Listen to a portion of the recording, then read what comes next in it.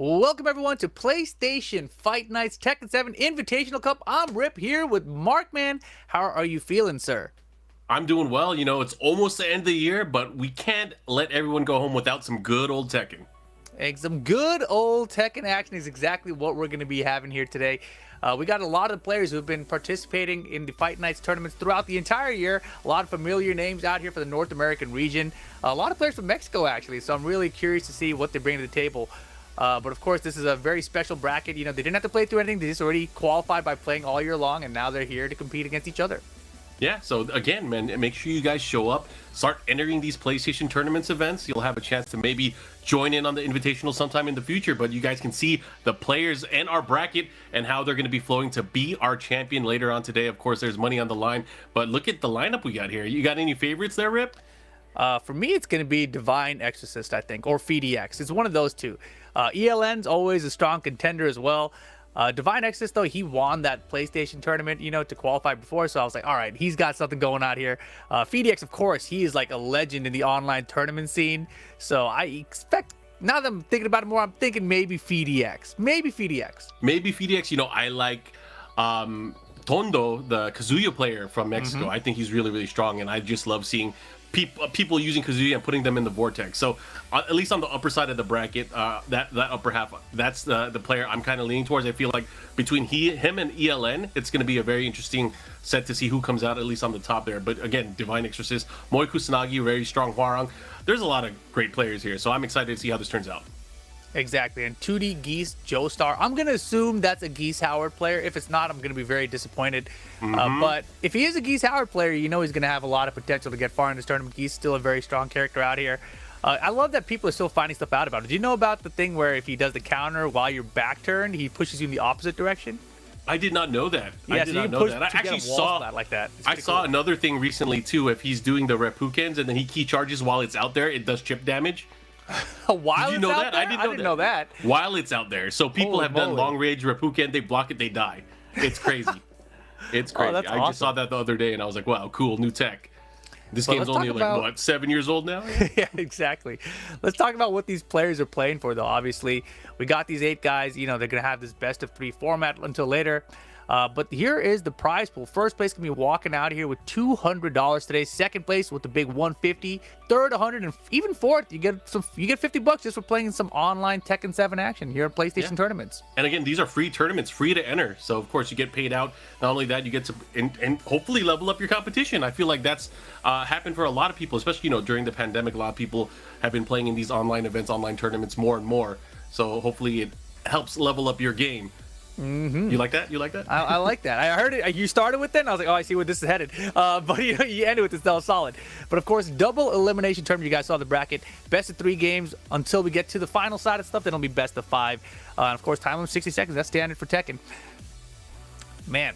But yeah, we got a lot of interesting matchups here. I think that upper bracket, the top half of it at least, looks really stacked. So those players out there, like, good luck, because you guys are gonna need. You guys gotta stay on the winning side of things so that you guys can have a better shot of winning into that top 3 prize pool. Oh yeah, I'm looking forward to see how it's going to play out. Of course, I think early on we'll see how these guys are pacing, because again, it's sometimes people, they're going to be super tryhard, they're going to try to win everything, but sometimes these guys are going to want to have fun and want to show off and want to get the clips. They want to be able to put their opponents on notice and like do some crazy super combo or setup. That's what I want to see. I want to see people with the disrespect. That's what I want to see. And chaos. you called out Tondo there, right? And with that Kazuya, that's the chaos comes with Kazuya, man. That's how it goes. But let's talk to you guys about the PlayStation Winathon. You guys can rack up wins in PlayStation tournaments through all of December and January for a chance to win prizes like the new DualSense Edge controller on the PS5 or PS5 consoles on PS4. Sign up on console and start competing for prizes today. Full rules can be read on compete.playstation.com. Yeah, make sure you guys do that, because that new DualSense Edge controller looks sick. I might need one of those. It's like, oh man, traveling, dude. People lose your luggage, you lose your controls and everything, man. But here we go. Divine Exorcist coming up here with the Claudio, of course, 20 years of age, out of Mexico, Guanajuato. I'm gonna say, man, I might have nailed that. I'm pretty impressed. And of course, you guys can catch him on his social there, Divine Exorcist 4 on Twitter and TMK Divine Exorcist 4 on Twitch. Up next, we have Moi Kusanagi from Mexico City, a Hwarang specialist. And you know, he is very, very good with Hwoarang. There's actually a lot of, I think, great Hwoarang players in the Latin America region, so it's nice to see them in a top 8 of a tournament. So I'm excited to see how this plays out. I feel like Hwoarang is one of those characters that has just gotten better over time throughout the I guess the long release window of the game, especially with a lot of the top tiers kind of being adjusted and refined more now. Yeah, I feel like every character has a better chance, better than ever, right? Well, except for a few, maybe. I mean, when you say a few, even, there's not many that have really been toned down across the entire lifespan. I think Tekken 7 is pretty unique in that regard. I think the majority of fighting games out there, when you get the patches hitting, a lot of characters get major nerfs, and you're like, oh man, my character's not good anymore, I'm going to stop playing it. And it wasn't like that for Tekken until the last patch, essentially, right? Where Yeah. they finally, and they only hit like the top, which everyone kind of agreed with the tops too. So I think they've done a very good job across the entire lifespan of the game to balance patch it. Yeah, it's crazy too. And you know, it's funny too, because we were talking about this, and I think we talk about this all the time whenever there's new patches. A player will declare, this character is dead. And you see that character win a tournament like the next week. It's crazy. I thought the character was dead. What happened, man? Yeah. I mean, when did that happen recently, too? Oh, I was watching the Pakistan regional qualifier, and, you know, there was the Steve Fox player was out there, and I was like, I thought this character was dead. He ended up losing with Steve anyway, so maybe he was right. But he was still getting some games in there. It looked pretty impressive. But here we go. Moi Kusanagi going up against Divine Exorcist, going to be at Mishima Building to kick things off. Oh, yeah. Divine Exorcist, a very, very strong Claudio player. I think very good at sidestepping and finding openings. Not just that, also landing and making use of that hop kick. I think for Claudio players in general, one of the key factors is how they open up their opponent, how they use the low attacks. Like, he doesn't have the best low attacks. He doesn't have the scariest low attacks. But if they're able to land them and kind of open up their opponent, that's a real trademark of a great Claudio player, a great player in general. Yeah, I think that down 3 from Claudio is the most interesting low because it's got this range, a specific range, where it's hard for your punch to land, and then it's like a setup for his hop kick, right? So it's something you really got to be aware of. All right, here we go. These guys trying to get early advantage here. We have Moi Kusanagi. Nice, gets him with the plasma. Establishing the Hwoarang rush down there, and yeah, that plasma blade going to be important if you got it ready to go as a whip punisher. Oh yeah, gets the rage drive here. The follow-up makes a slight adjustment there. He should be able to get the wall. Hey. All right, goes for the flip over and gets the. Oh, he got him with the 50-50 right at the wall. Ended up closing it out. Divine Exorcist with that first round. Great job. Yeah, and I love that he had that. He had the wherewithal to just be like, I'm going to do the instant running 2 here, end of the round. Like, I'm very comfortable. I know I'm not going to miss it. He didn't need to do it, but he still went for it. So solid stuff. Nice comeback for the first round for Divine Exorcist. Yeah, looking for down jab interrupt against the Hwoarang things, which is, you know, you can come back to bite you, but it's one of those things you got to, like, at least test out there just to get the Hwoarang player thinking about it. Oh, yeah. Here we go. Has him at the wall. Good punch there on the shoulder. The follow-up here. Moi Kusanagi doing a great job here. He could close it out, but again, the rage, you got to be careful. There's that sidestep. Solid defense down 2-2 with the starburst. He should close it out here. That should be it. And you want a little flash there. There's a little bit of flash. You didn't need to do all that, but all right. Divine X is another nice comeback. And man, he held on for that defense so well. Moi Kusanagi tried not to go for any lows to close it out there. Yeah, I feel so bad for him too because he put in so much work to get him to that state. Then all it took was that one mistake, and that was all she wrote. Yeah, and that down 2-2, you know, the majority of things in Tekken, you feel like, all right, even if it's online, I have a pretty decent chance of blocking it. Down 2-2 for Claudio feels like it's one of those ones that's right on the edge. And man, right on the edge of that hop kick was Moi Kusanagi. Here we go. Has rage. Able to block it in time. Oh, here he caught him ducking. Here's the follow-up. He should be able to close it out. Right into the Peacekeeper. Here we go. On the scoreboard, Moi Kusanagi taking that third round. Yeah, that was a really nice comeback of his own finally. And this has been a really seesaw battle. Homing attack, we're good. Wow. He actually flash ducked and stood up in time to block the mid. Yeah.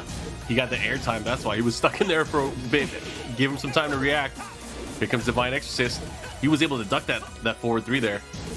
Yeah, it's very rare to see, right? Single hit. He basically had to call out for a low probably. I doubt he reacted to it. Yeah. You know, that hasn't been ducked since it was mid. Exactly. Oh, man. Tell me I'm lying. You're right. I'm not disagreeing at all. But here we go. Boy's going to need another huge comeback. Not going to find it. The back 3 from Divine Exorcist closes out game number 1 out here. Yeah, very strong there. Good stuff there to Divine Exorcist. Of course, getting the first game, but again, it's not over yet. These guys have to play out and make sure that they're able to win. And again, everybody is starting from the winner's side of the bracket here. So, you know, this is as even ground as we can get for a top 8. Yeah, and I really liked his use of sidestep forward there. We talked about Claudio's lows. The sidestep forward is the one you really got to be looking for. And the thing is, obviously, it's out of a sidestep, so you can kind of... It's a little bit telegraphed, right? However, he's got so many good mid mix-ups instead of it that even when you see the sidestep, you're like instantly putting yourself into a mix-up situation. You're like, oh, I saw the sidestep, so do I hop kick here to beat his hop kick, or and also beat the low, or am I going to get caught by something? So it's always a mind game there against Claudio. It's not just the choice of using the move; sometimes it's the timing, and the timing is everything for a character like Claudio because you get again. I feel like his moves are so basic in utilization. But it comes out to when you're able to use it, because that's really what opens things up for like using that starburst stack, the forward 1+2. That move will really destroy you or put a damper on your mood. It could really turn the tide of a match. Being able to get hit by that is probably one of the most satisfying things. If you're a Claudio player, if you hit somebody with that, you feel good for sure. Yeah, we talked about, you know, the characters that have changed a lot over the balance patches, and Claudio is actually one of those characters that has improved across the life of Tekken 7. Like, he didn't have the back 3-3 before. Remember, now it's like a counter launcher second. You're like, wait a second. That's a really good addition. Even that low kick, high kick string, he didn't have that when he first came out as a character either. Yeah, and that's the thing is with Claudio, it's one of those moves that forces your opponent to kind of wait and see what you're going to do. And that's what opens it up for like all of his other moves. It improves his entire arsenal. He has that low kick series that's natural combo that he did not have in the past. Him having that, I mean, of course, like you could duck it, you could launch it if you duck the second hit, but is he going to finish it? That's the question, right? Exactly, and that's the thing I think a lot of players forget about. Like, they don't have to finish a string, you know, like even like Leroy's down 3-2, right? It's a very good poke, but Leroy doesn't have to finish the second hit. He can just do the down 3 by itself. But here we go. Smaller top stage here. Oh no. Oh no, indeed. Yeah, Divine, he's making some hard reads now for these hop kicks, but got the float conversion this time. Yeah, that was rough. That conversion was great, actually. It wasn't necessarily a big counter hit, but he still got the float, the follow-up there, and look at this. It's all about opportunities and capitalizing. Divine Exorcist has been proving that so far. Yeah, it's nothing we don't really talk about as much anymore, but we used to talk about the range on Claudio's hop kick, right? And it is a very, very good hop kick, and right there to close out that first round is exactly what he needed. Thought we were gonna see another one there, but there it is. Oh yeah, able to score it, and Divine Exorcist is looking to run away with this. Game number 2. Very strong. 2 rounds up. Moi Kusanagi is able to maybe bounce back from this. I think a lot of it has to do with keeping that pressure on. Wow, was that a high crush? It looked like it was. Okay, here we go. The Warang Rush. Low jab to interrupt. Again. Good defense. Oh, he was there. too slow on the punish. Oh no, That's and then he got counter hit too. What's the mix? He does have Starburst as well. You got to be careful. Goes for the forward 1+2. The follow-up here. Moi Kusanagi's going to have to be careful. There's a counter hit. Luckily, it was a trade. He would have been dead there. Oh, never mind. He's dead anyways. Dead anyways. Divine Exorcist looking very strong out here. 2-0 to kick off PlayStation Fight Nights Invitational Cup. And man, he looked really solid with that Claudio there. And I thought he was going to have more trouble against Moi. Moi's obviously a very good Hwoarang player, a very strong Hwoarang player that we've seen time and time again. But Divine really was prepared for the matchup. Oh yeah, he was definitely ready. Like there was no point in the. I mean, even though Moi Kusanagi got that round, there was really no point throughout the entire competition between the two of them where I felt like he had the momentum. Oh yeah, definitely. And it was that one round that he got, and it was also one of those comeback rounds, right? So he needed to make a huge comeback for it to happen. But even if you don't want to look at that, right? Like it just was all Divine Exorcist the entire way, basically. So he's looking sharp today, man, and he's one of these guys you got to keep an eye on. So we'll see how far he can make it. But as I was talking about earlier, you know, the upper half of this bracket is going to be very, very difficult. So even though Divine Exorcist has a great start here, he's not really booked for that top 3 just yet. Not yet, not yet. He's gonna have his work cut out for him. I think on the opposite side of the bracket that he might be facing is going to be ELN and Tondo, and those two players are insane. ELN uses a little bit of Kunimitsu, a little bit of Raven, and then Tondo using that very strong Kazuya. So both very explosive characters in their own rights. He's gonna have his work cut out for him, where he's gonna have to face one of those two players. Exactly. ELN probably the favorite here, but you can't count Tondo out, man. I've played this guy myself in the past. I've played both of them in the past, obviously.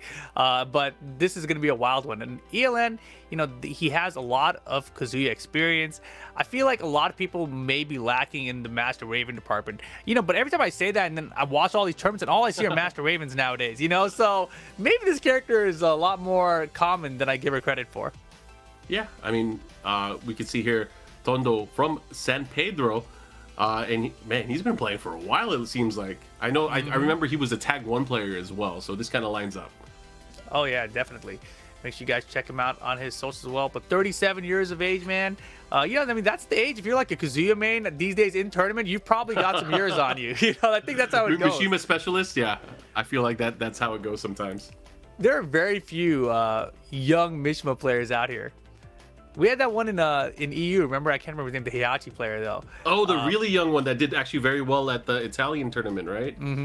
But here you see ELN's card, Jose, 37 out of Salt Lake City, Utah, originally out of Venezuela, actually. So here he is now in the United States. Been playing for quite a while as well. I remember him from the Tekken 6 days with Master Raven, and so he has come a long way himself. So these guys are going to be going up against each other. Any thoughts? Like, I feel like, again, this upper bracket is going to be decided by maybe this game. I think between these two guys, both very explosive players. They've no stranger to competing as well. So I'm excited to see how that's going to play out. I like seeing Kazuya. I like seeing Mishimas in general. They're such a rare character to see nowadays. So I'm always cheering for Mishimas. Yeah, Mishimas, they're a ton of fun to watch, especially when you have players who can execute at the highest levels. And, you know, Tondo's got that execution. I do feel like ELN has a lot of experience, though, in the matchup, because he is one of those characters who hasn't really changed a ton. So it feels like once you know the character and how to play against him, you can do pretty well against him. At the same time, you know, ELN's gone through a lot of characters. You mentioned the Kunimitsu is one that he's been picking up recently. But at the same time, you know, he's kind of gone back to the Master Raven. I feel like he had this gap in Tekken 7 where he didn't really believe in Master Raven anymore. He was just bouncing around these other characters more. But I feel like now he's like, you know what, this Raven character seems to be pretty strong right now. I'm going back to her. Yeah, it's funny, too, because, like, you know, we see a lot of, like, world-class Raven play, especially at the highest levels. We see a lot of Pena doing very, very well in a lot of tournaments. I feel like when you see players from around the world utilizing a character, it's kind of inspirational. Like, you're like, hey, I should give this character a shot to see if I could do some damage with them. And I love seeing that kind of stuff, especially from the different regions from around the world. You know, part of what we saw in this year's Tekken World Tour is we saw a lot of regional finals and a lot of character diversity from a lot of different regions. And again, all that's going to be coming into play as we got our World Finals coming up in a few months. Yeah, and I mean, it's not even like a few months, like it's a month and like 1 week. So you know, it's very close. But yeah, so many players from around the world, so much character diversity. Tekken, of course, has a huge roster of characters. You're talking about like what, 50 plus, 54 plus or something. So now to see it, to see these tournaments and see all these players showing up, and obviously if you're you know, on Twitter a ton and you're looking at what people are talking about, they're talking about which character is the most honest nowadays, and people can't even decide on that. It's like, is Armor King really the most honest character out there? Out of those four, or is it Anna?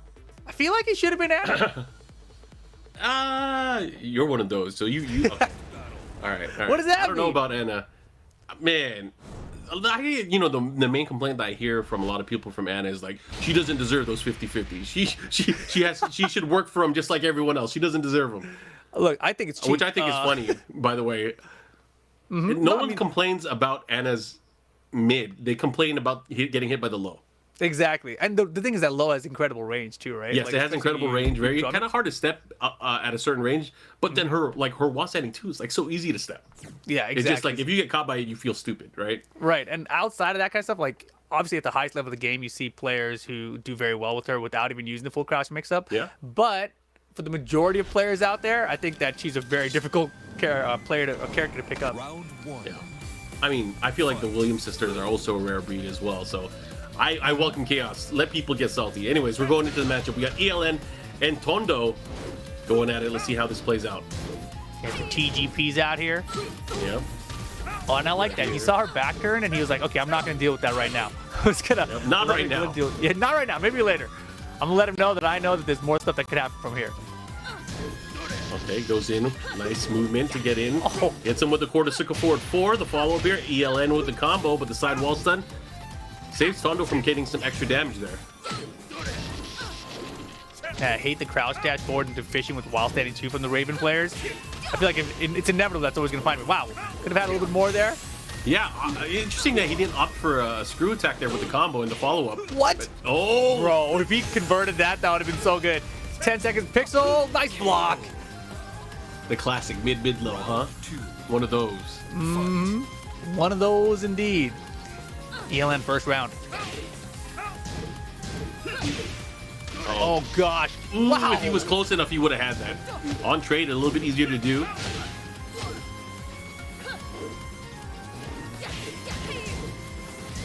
Yeah, when ELN is turtling like this, that's when he's most effective too. But we get the bounce.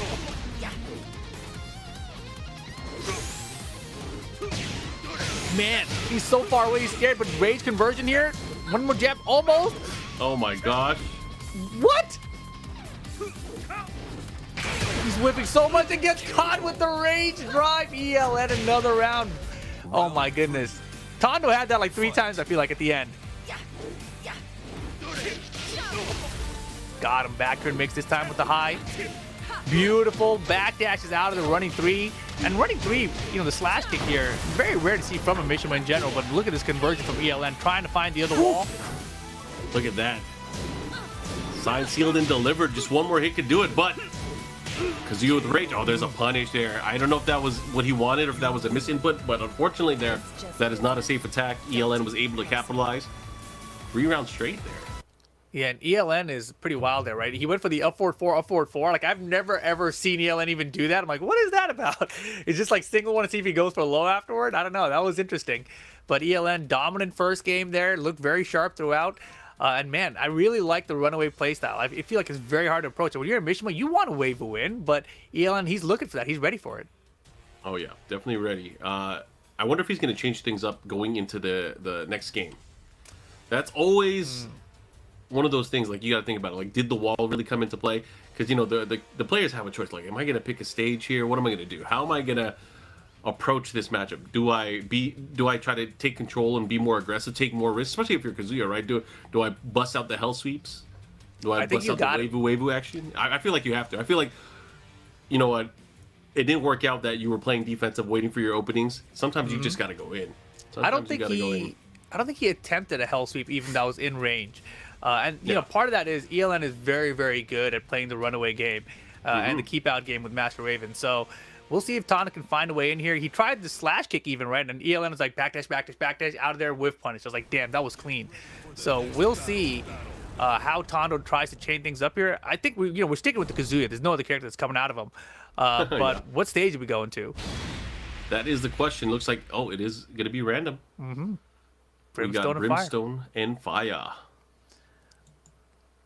Of course, happy holidays, everyone. Hopefully you guys have been enjoying. And we're almost done with 2022. That's crazy. We're almost done. I feel like this year just like flew by. Like I don't even remember the majority. The past 2 years have gone by super fast. It's crazy. You're right. It's crazy. Both years. Man, time is flying out here. It's definitely one of those anime time skip arcs. Can't wait to see how it all ends. Round 1. Here we go.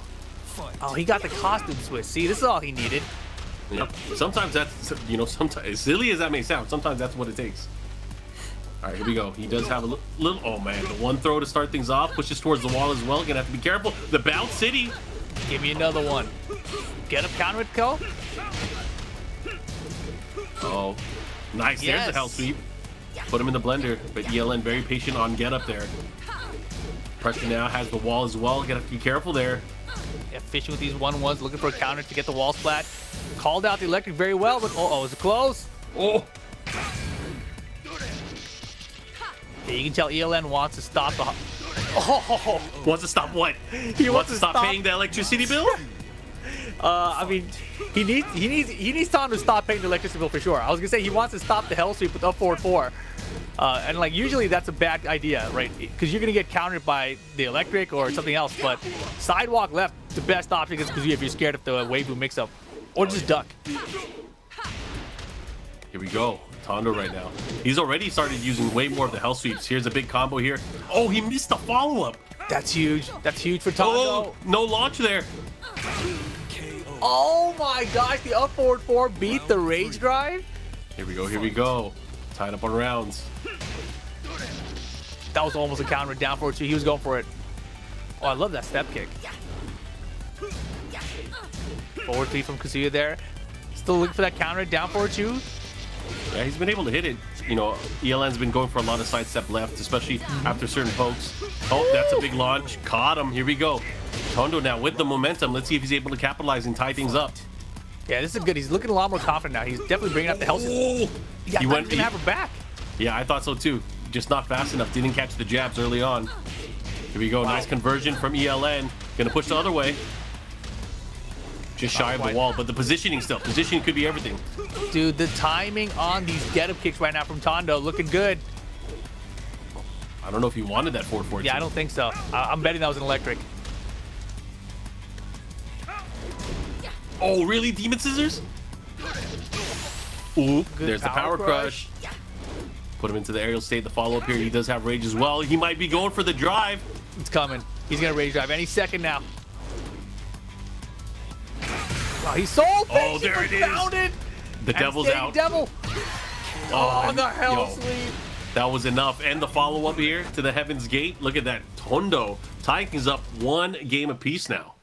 I never noticed that even if he wins the round in devil form, his win pose is still regular Kazuya. I was like, damn, I was all excited. Like, damn, is there a devil win pose? It's actually one of the rarest win sequences that we see. Is that, you know, how often do we see devil Kazuya win around, right? It's very, very rare. That's why I really was like confused. I was like, wait a second, are we gonna get one? And then we just see Kazuya at the end with his crouch. It's just like, oh, it's the same one. Man, but nicely done by Tondo there. Great adaptation. Definitely, you know, adjusted by bringing out more hell sweeps. I think the hell sweeps changed the pace of that matchup dramatically. Yes. And obviously, you did see ELN try to start sidestepping left, right? At first, he was going for the up forward forwards, but he did try to step left, and immediately Tondo had the homing attack ready for it. So this is interesting. Yep, we're going to a final game again. I wonder what ELN is going to do to counteract here, because, you know, ELN, for the most part, was doing okay, but once he got put into the blender, once he started taking more liberties, I feel like Tondo had more confidence in throwing things out like the electric when God Fist, the down forward twos, just being in the range that where Kazuya is a little bit more dangerous. That's really what helped, like, I think the most. I definitely agree. I wouldn't be surprised to see a character switch here either. You know, you mentioned the Kunimitsu. It could be a good choice here. We'll see. No? Nope, it's going to be Master Raven. So ELN sticking to his guns here. Or his kunais, right? Sticking to his kunais. I mean, wait, does Raven have kunais? I would assume. somewhere in the closet, maybe. He's sticking to his swords. She's got swords at least, right? That's what those are. I don't want to disrespect any like ninja experts out there. So I don't want to call it a sword if it's not a sword. It might be a ninjato, it might be a katana, I don't know. You can't call it just a sword. All right, she's got her blades. She has sharp stuff. Yep. Here we go. Back 2-4 to open it up. Goes for the stature kick as well. Here we go. Trying to test some Surf City. Oh boy. God. Yeah, and ELN tried to do the wild stand too there, but man, Tondo sending her to the wall. Jeez, what a conversion, and look at the damage there. Keeping at the wall. Goes for the quick sand, the follow-up here. Wow, and he went side to right. Power crush. Just shy of the wall, doesn't matter. Tondo with the mid, closing it out. Now in the lead officially here in the matchup between these two, ELN and Tondo. What's going to happen? I really like the wild stand for to close out the round two, but man, trying to pressure a Mishima, that's what happens. Yo, you got the wall as well, and the conversion to double low hell sweeps on the low splat. God. Yo, he's going in. He is going in. One mix-up could do it here. You can't stop me. Oh, he had it too. Very, very dangerous here because Raven is by the wall with rage. One hit could, oh man, the timing again. 3 of them in the set, and here we go. Tondo on set point now. ELN. Gotta stop the momentum here. All the mids. Gosh. Everything is landing. My gosh. Conversion here. The ninja clef cannon, and look at that, a perfect. I forgot about this. This is one of ELN's strengths. He excels in these situations. Down 2 rounds, final game, he brings it back. He excels in going nuts? I don't know what it is, man. I've been in the situation multiple times. It always goes to final. All right, here we go. Big opportunity. He does have a good life lead as well. How is Tondo going to deal with this? I mean, I would go back to the electrics in the rushdown. That was working great. Okay. Yeah, Tondo's not hitting much buttons right now. No, it's crazy too. He needs to. He needs to take the initiative at some point. ELN trying to go for surf ninjas again. Okay, there it is. You wanted Waivu, you got Waivu. ELN chipping away. What a Waivu with punish. Yo, that was tight. Rage mode ELN, last chance, time winding down, and not gonna happen. Tondo, 3 rounds to 1 here. Excellent display of Mishima speciality at the very end. His ability to kind of close the ground, go for that wave dash electric god fist, and then get that nasty mix up at the wall. That's all it took. Good stuff to El Tondo. That was beautiful, man. I love it. You know, we were talking about seeing Mishima players who have the execution down, they're able to perform like that. That was the perfect example, right? Like that range, the electric by itself wouldn't have reached, but he's like, wait, if I do one Waivu and then the electric afterwards, then it's gonna reach. So that was perfectly done. Tondo with the comeback, 2-1 over ELN. So we will see. I mean, we're still gonna see all these players a little bit later on, of course, based on where they are in the bracket. ELN's gonna have a tough road. Have to go the long way if he wants to get into the grand finals later on, where he might have maybe a rematch. Who knows? Maybe Tondo won't even make it to our winners finals or grand finals. We'll see. But you never I'm very know. confident. I'm very confident. I was thinking out of these two players, they have probably a good shot of getting into grand finals. Yeah, you called it for sure. You know, I thought that ELN would have an edge here, but and he did it first. But Tondo, man, he really stepped it up in game 2, kept that momentum rolling into game 3. And because of that, he's here moving ahead on the upper bracket. Going to be going up against Divine Exorcist 4 later. That should be a fun one too. Claudio versus Kazuya. I'm sure they've played a ton in the past as well. And, you know, I think in that matchup, I think Divine might have it. We'll see. We'll see. I don't want to get ahead of myself, but... You know, this is a very interesting position to be in as a Kazuya player. So, like, this very rarely happens. And it only happens towards the end of a game's release and when a new game is announced. I feel like Tondo is playing with a different level of confidence because you know what he's thinking in his head? He's thinking, my character's in Tekken 8. I feel great. ELN's like, oh my gosh, who am I going to use? That's such a great point. He's like, yo, my character's definitely in the game. I saw him in all those trailers. I can keep playing. Everyone else like, man, I don't know if Raven's coming back. I guess I'll come back when the game's actually out. But yeah, it's a great point. And Tondo, you know, he's playing very well right now. I expect that everyone in this tournament, they're going to be here in Tekken 8 anyway. You know, this is not one of those games that's going to be like, oh, we're going to lose steam at the end. Obviously, if you're looking at it, if you look at the player base still right now for Tekken, we just randomly looked this the other day. Tekken's player base is still bigger than a lot of the games that came out last year. I was like, what? Like active players on Steam. I was like, I can't believe this. This is crazy, man. That's crazy. That's actually wild and actually nice because, you know, we come from an era where major tournaments for us, at least offline tournaments, major offline tournaments were like, you know, 200, 300 players. But now we still have like, you know, close to 1,000 people, over 1,000 people for some of our major events. That's wild. No, it's incredible. But let's go ahead and talk about our next matchup, obviously. We're going to have PhiDX up here. Philip, 27 years of age from the United States of America. Check him out on Twitter and on Twitch. You know, he does a lot of tournaments. He plays a lot of Tekken. That's so young. Sure. He's so young. He's just a baby. I don't feel like he feels like he's so young. I remember when I was around that age and I was thinking to myself, I'm old. Like, you know, that's 30s right there, man. That's old.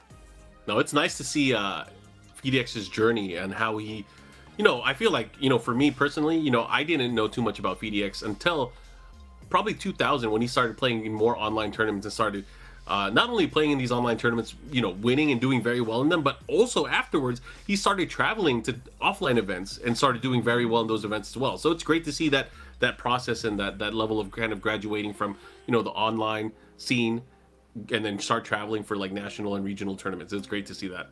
No, fantastic. But here is his opponent, Zabi JZ. 29 years of age from Utah, going to be rocking the Leo, potentially also a Fang. So this will be interesting, right? We don't see a lot of Leo players in NA, right? But this character is very strong. I think she's like pretty ridiculous, honestly. So we'll see what Zabi brings to the table here. And going back to PhiDX, obviously, you know, he's one of these players who has graduated from the online world to the offline world. He's had great performance, great results. over the last few years, but I don't know that he has experience against the whole roster still. I feel like, when you're a newer player like this, and as good as your defense is, there are going to be matches that you still are lacking some experience in. I'm not saying, he doesn't know the core part of every character, but if you start bringing out the wild stuff, you might catch a player like this off guard. Yeah, it's interesting though, because I feel like his style of play for PhiDX, it's his style of play is very much like I'm gonna use my spacing, my backdash, my movement to kind of create openings for my character and create openings for myself. That doesn't work if you don't know what's coming out or you don't know the range of the character you're fighting against, right? He's gonna be counting on reactions for it though, right? He's gonna be like, yes, I'm gonna backdash, I'm gonna see something with, and then I'm gonna just throw out my down forward 2 or something, and he's very good at doing that. There are moments though where PhiDX is like, you know what, I can't do this. I have to go in and just start pulling out the spear. I have to go crazy, right? And that's the PhiDX I love to see, is when he gets in the zone where he just starts going in offensively, which is, I think fairly uncommon for most Noctis players. We don't really see that much Noctis around the world, but I'm excited. Yeah, the thing that's interesting too about this era that we're in with Tekken 7 and online and everything, you don't really see in the past. You wouldn't have seen so many tournaments with these players, right? But now we see these players so often in so many events that you get to see what they're changing about their own gameplay, and it's this process you're seeing. Like PhiDX was this guy who always picked Infinite Stage, but I'd say in the past 6 months or so, we've seen him pick Wall Stages way more often now. And I don't know the thought process behind this, but it's been working out, and Noctis is a character that's very good at the wall, and PhiDX is very good at getting the resplat combos on certain stages. So to see him kind of add that to his gameplay that he already had, and just improve as a player, it's been really fun to see. Yeah, Noctis is a very, very dangerous character at the wall. I think a combination of the forward double punch attack, and then of course the emo man and being able to utilize that by the wall, it makes Noctis very, very scary. And then not just that, you talked about the combos, the resplat combos, and then if you have certain angles with multiple walls, it's definitely one of those characters that can deliver for Twitch clips and for highlights for sure.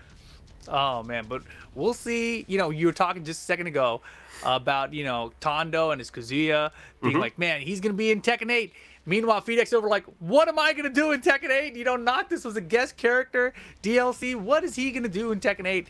And if I'm PhiDX right now, I'm thinking I have to win every tournament that's left in Tekken 7 because I don't know what's gonna happen in Tekken 8. Oh yeah. Oh man, that must be rough because there's a lot of players, especially throughout the course of Tekken 7, that have invested fully into DLC characters or guest characters, I should say. Yep. I think will they come back? I think they will pick guest characters in the next game or DLC characters in the next game. It's the best strategy. Pick something new that everyone else is unfamiliar with, because that's basically what you did in this game. Yeah. I think for the most part, let's talk about the guest characters in this game. So there's Geese Howard, there's Akuma, there's Noctis, and there's Negan. Yeah. I feel like all of them are viable. All of them are viable. I think when they came out, a lot of people thought that Noctis was not going to be a good character. Yeah. I thought he would be a very lame character, and it turned out that he ended up being that way. The forward 1+2 being safe, that move is super good, right? Yep. But it's one of those moves where it's safe and nothing really happens after it because you're minus, so you can't just spam it nonstop. So it doesn't seem that overpowered, but it's still super ridiculous. Yeah. And then of course his backdash is super good. The whiff punch with down for 2 is great. Negan on the other hand, he came out of the gate a little bit weak, and people were like, oh, he needs some things, and then they gave him those things. The down back 2 low bat now, safer on block, so he's not getting launch punch for that for most characters anymore. And then of course, he's kind of grown. I think he's got one of the stronger 10-frame punches and 10-frame mix-ups in the game. His wall's really good, but he's still lacking in some regards as well, right? Like he doesn't have a hop kick. His low pokes are a little bit lacking as well. He gets beat by counter at 4 characters a lot as well. So, there's a lot of stuff that he has to deal with, but I think that overall, as you mentioned, they're all very viable. But I feel like you kind of listed them in order of, greatest to worst, maybe. I don't know. Or as maybe how much the community is frustrated by them to the least. Something like that. Yeah, there's a lot of frustration. I feel like a lot of the players that maybe can't deal with those characters probably complain the most and they're the most vocal. But, it's not like we see these characters win. We see them do damage, for sure. We see them do damage. We see them beat a lot of players, right? But it's very rare that we see these characters actually win, especially lately. There have been moments, we saw Geese and Akuma terrorizing for a while, but it wasn't always that way. And you know what's crazy? Those characters were a lot better prior to that point where they started terrorizing everybody. which is nuts Exactly. to me. I mean, I mean, of course, we talked about it so many times. Pakistan before they came on the scene, people were kind of writing off Akuma. Like, this character's not that good, whatever. And then Pakistan shows up with like a billion Akumas. Like, wait a second, nerf this character. Emergency Like, patch. Emergency patch. This is not what we thought. And you never really know until you see it, right? And that's the thing with this game, dude. It's a huge game. There are so many possibilities. Player skill level plus the character, like the 100 moves in their move list. There's just so many combinations of outcomes. So it's very hard to calculate all the potential outcomes of everything. But Yeah, I think those characters are really good. Characters and just the way that this is balanced. I was watching Master Cup try over the weekend. Was it the weekend or the other day? And Eddie Gordo won. He's still Eddie good. Gordo won that tournament. That's crazy to me. Look, man, John Day was out here complaining about Eddie all his times because of that rage art missing, but you kept on using when your back is in the corner like that. You knew where it's going. Yep. Anyways, going into the matchup, PhiDX and Zabi. Here we go. Starting it off. Yo, he's gonna put the hurt on here. We're going downstairs. Yes, we are. Oh yeah. Oh no. Wait. Never mind. And that's what we were talking about, right? Like trying to whip punish there, while Leo's still advancing forward, and he actually got caught there. PhiDX has started utilizing this a little bit more now. We're so used to seeing him use the backdash, right? But he started doing a very Korean thing that we see Knee do a lot, is he'll dash in somebody's face and wait for them to do something. Kind of bait them out. He started utilizing that a lot more as he kind of got better as a player. That's great. I mean, when you can move backwards fast, you got to at some point learn to move forward too. Yeah. The damage. And more even when this is going to break the floor. Oh yeah, and this is going to hurt too. Oh, he missed the second hit. Bit unfortunate there, but good blocks and the punish there with the wall rising 2-2. Round 3. Yeah, right now it feels like when Zabi has an opening or a little room to breathe, he's like trying to take it like full speed, like I got to keep hitting every button. But right now, good pace there, gets the launch. Are we taking forward? We're not. Oh boy, this is a great round for Zabi. Uh-oh. Looking to close it out, but don't count out. Never mind, count him out. Count him out. Let's go. Okay. Right through the raid drive. Just punched him through it. Wow, Whoa. there you go. And he's been What a- stepping right and getting caught. This time left step got him out of there. Yeah, nice measurement there on the down forward 2 range as well, able to capitalize. Zabi right now turning things around, but there's a low parry. This is huge. Are we going downstairs? Oh, No. Oh man, there's that forward 1+2. Caught him at the wall there. This time we're going downstairs. Yes, we are basement boys. Rage what's mode the though. mix? Caught him second hit. The follow up here. But the rage though, you got to be careful. Be very aware here.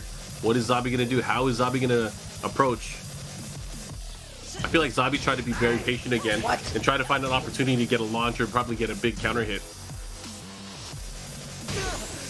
Yo, slow great block. Bet it all there on the big sweep.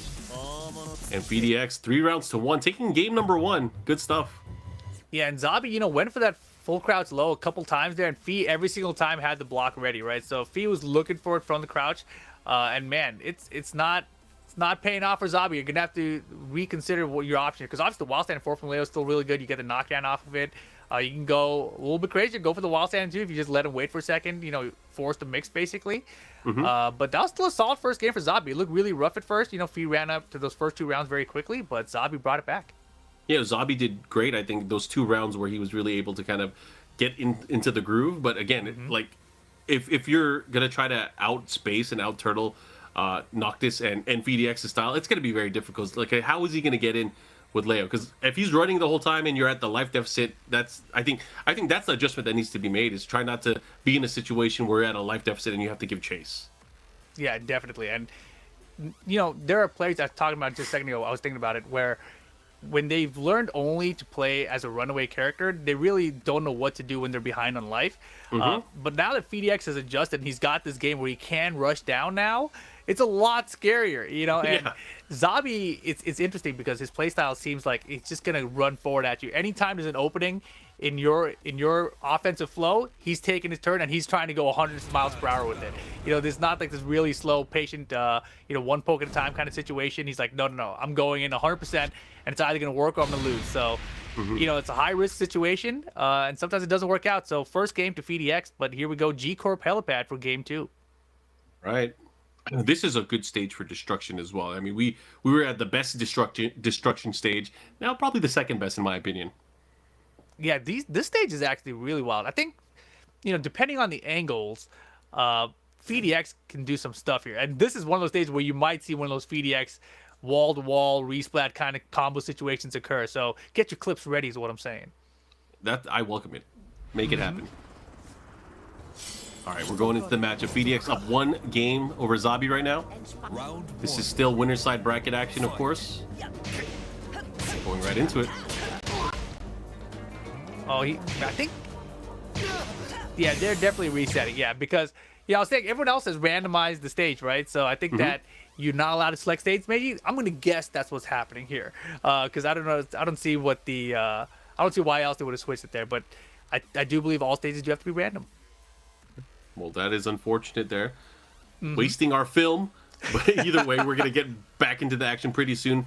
We were just talking about, these two players, but I kind of want to talk about just in general, like, we were talking about the different regions earlier. You brought up Pakistan. There was recently a cool video from Core Gaming that talked about the, the Pakistani scene. For the I think the longest time, there have been some Pakistani players that, if you guys are unfamiliar, by the way, I hate to bring this up and you guys might not be familiar with the competitive landscape of Tekken in the different countries, but Pakistan was kind of largely not representative or not represented in the competitive Tekken world until 2019. Of course, there were some tournaments in 2018 and earlier where the players would show up and play, but it wasn't until 2019 where Arslan Ash really stepped up to the scene, won Evo Japan, won Evo, and some of his other Pakistani fellow countrymen were able to win tournaments as well. And that really kind of put the country on the map, I would say, in terms of Tekken competition as being a powerhouse of a region. And I love that story, by the way, just seeing how they dominated most of the tournaments throughout the year whenever they showed up, but they couldn't win the World Finals, right? They were close. Right. They had a few players that qualified. They had a player that won the LCQ, but they couldn't win the whole tournament. And I feel like since then, they have obviously been grinding it out. They've been playing. Arslan Ash was able to win a lot of tournaments as we started coming back to the offline scene a little bit more. Yep. But then Knee also leveled up quite a bit because of that. Because of the challenge that Pakistan and the rest of the world has kind of leveled up as well. And I love to see that because, there have been players from all over the world. It used to be very cut and dry. And it used to be one of those things where like, oh yeah, Korea's going to win, right? Right. It was always now like it's that. like Korea could win, Japan could win, Pakistan could win, America could get 3rd place. I mean, speaking of Japan, yeah, America could get 3rd place. I mean, who would be 4th then, Mark? But Japan. I love Europe, but I probably should have mentioned them somewhere. But they had their broadcast earlier. It's our turn now. Exactly. You guys saw Markman's face was on the camera, right? Don't come after me. They will come after you. They always do. They love me too much. What's going on? Oh man. Oh, he picked an outfit this time. So you can't pick it. Can you pick outfits? I don't know, man. But Phi's not having it. He's like, no. Not on my watch. Like, come on, Phi. Let the man live. Let him play. Oh, man. But, going back to what you're saying. I'm so pissed. Going back to what you're saying, Japan, when I was watching that regional qualifier, I was surprised to see Nobi come out on top out there. Nobi. Yeah. Obviously he's one of the legends of Tekken 7. Won the first Evo. For the game as well, and for Tekken 7, and since then he just kind of had this really slow decline. Like I'm not saying he like fell off the map, but just a really slow, steady decline. But to see him being like, hold on a second, it's World Final time. Yep. World Final Nobi's coming back. That it was awesome to see. So I'm really excited to see how he performs next month or the month and a half, whatever it is. Yeah, and it's crazy too because Nobi lately on social media has been talking about the future and kind of shaping up what the future is going to be for the younger players in Japan because there's not that many young players. However, I feel like with the recent Master Cup Tri event, you got to see a lot of the players that don't already have a pro license. It's very different in Japan. with the pro license and the pro gaming scene over there. But it was nice to see different players kind of step up into the mix. Nobi has kind of shifted more towards content creation, and even commentary role, for spreading the love of the game. But man, he could still throw down, and it was nice to see it in the regional finals that he was able to win quite convincingly. No, it's awesome, and yeah, I really hope that he has a good showing at the actual World Finals as well. Yeah, he's always one of those guys that's just really fun to watch. And I got to mention, so many of the players, I was really hoping that the storylines would lead to like a potential 2-time champion, and all of the former champs are out, right? So we got to have a new champ unless they qualify at the LCQ. Well, that's the thing, as I feel like because there are multiple players that are going to qualify, maybe the LCQ will be all former champs. Who knows? It'll be crazy because we know that could be crazy. That could be wild. Somebody just fly out all those guys. Fly out every former TWT champion to the LCQ. That would be sick, dude. That is one storyline I would love to see. The other one I would love to see is for 3 Feng players to qualify out of the LCQ. That'd be really good. That'd be really good because I want to have like a Leroy Japan kind of thing. Yeah, just for the LCQ. That'd be great. Yeah, it'd be fun. Man, LCQ is fun. I love seeing that because it's one of those. I think it's the hardest tournament. I really very think it's hard, the hardest tournament. But honestly, this one's a little bit easier because it's top 3.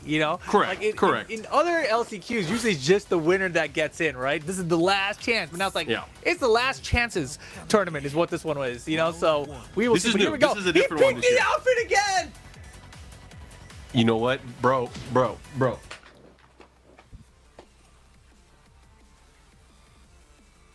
Again? Like, I really think, I mean this. We need to have a rule for online tournaments or offline, even offline as well. If you are doing anything that forces a reset, right, you got to give up a round or something, right? You got to do something. If you pick a costume, That doesn't you give up a round.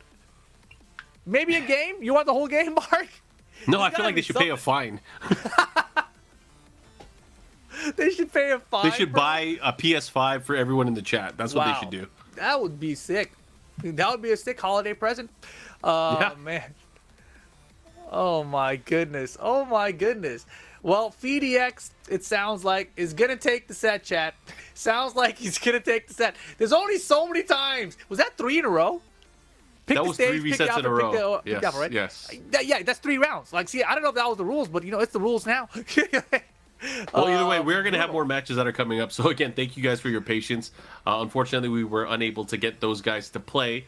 But PhiDX was up anyway. So, yeah that's just unfortunate for Zabi. He did very good there as well. Sometimes PhiDX, the character select screen is the worst enemy. Sometimes that's the real opponent. I mean, look, it's an online event. There's money on the line. You got to enter for free. It's a good time regardless. PhiDX, though, going to be the one moving ahead in the bracket. So that, I think, is 3 out of our 4 matches for the first round of the upper bracket. We got one more in the opening round for sure. Mm-hmm. That one's going to be interesting, too. But, man, so far, so good. Aside from what we just saw there, Zabi, man, you got to pick a regular outfit and randomize the stage, all right? If maybe he was confused about why is this guy walking forward again? See, Zabi messed up now because when we get into the losers bracket or the lower bracket later on today, I'm gonna be like, oh, you again, huh? You again. I'm gonna be like looking extra close on the character select screen, huh? Let me see who you pick. I honestly think that's the first time I've seen a player do something 3 times in a row. I've seen 2 times in a row, but I don't think I've ever seen 3 times in a row. Zabi, you're special today, man. You've set a new record. Congratulations. Yeah. Can you imagine if that was like the grand finals or something? That would have been crazy. Oh man, that was craziness. But PhiDX, the Noctis lives on for now. Hey, what's your thoughts on 2D's, Mark? Is 2D's coming back in Tekken 8? I would like to see him back. I feel like I was so excited as a Tekken fan when they integrated Akuma into the story of Tekken 7 Fated Retribution. I thought that was one of the coolest things ever. I remember that trailer and that announcement. I really enjoyed seeing how Tekken was or Akuma or Goki was in the lore of Tekken. I thought that was so cool. That was ridiculous because I remember you guys were out in Japan and I was sitting at home restreaming, and I was telling. It was probably really late for you too, right? It was.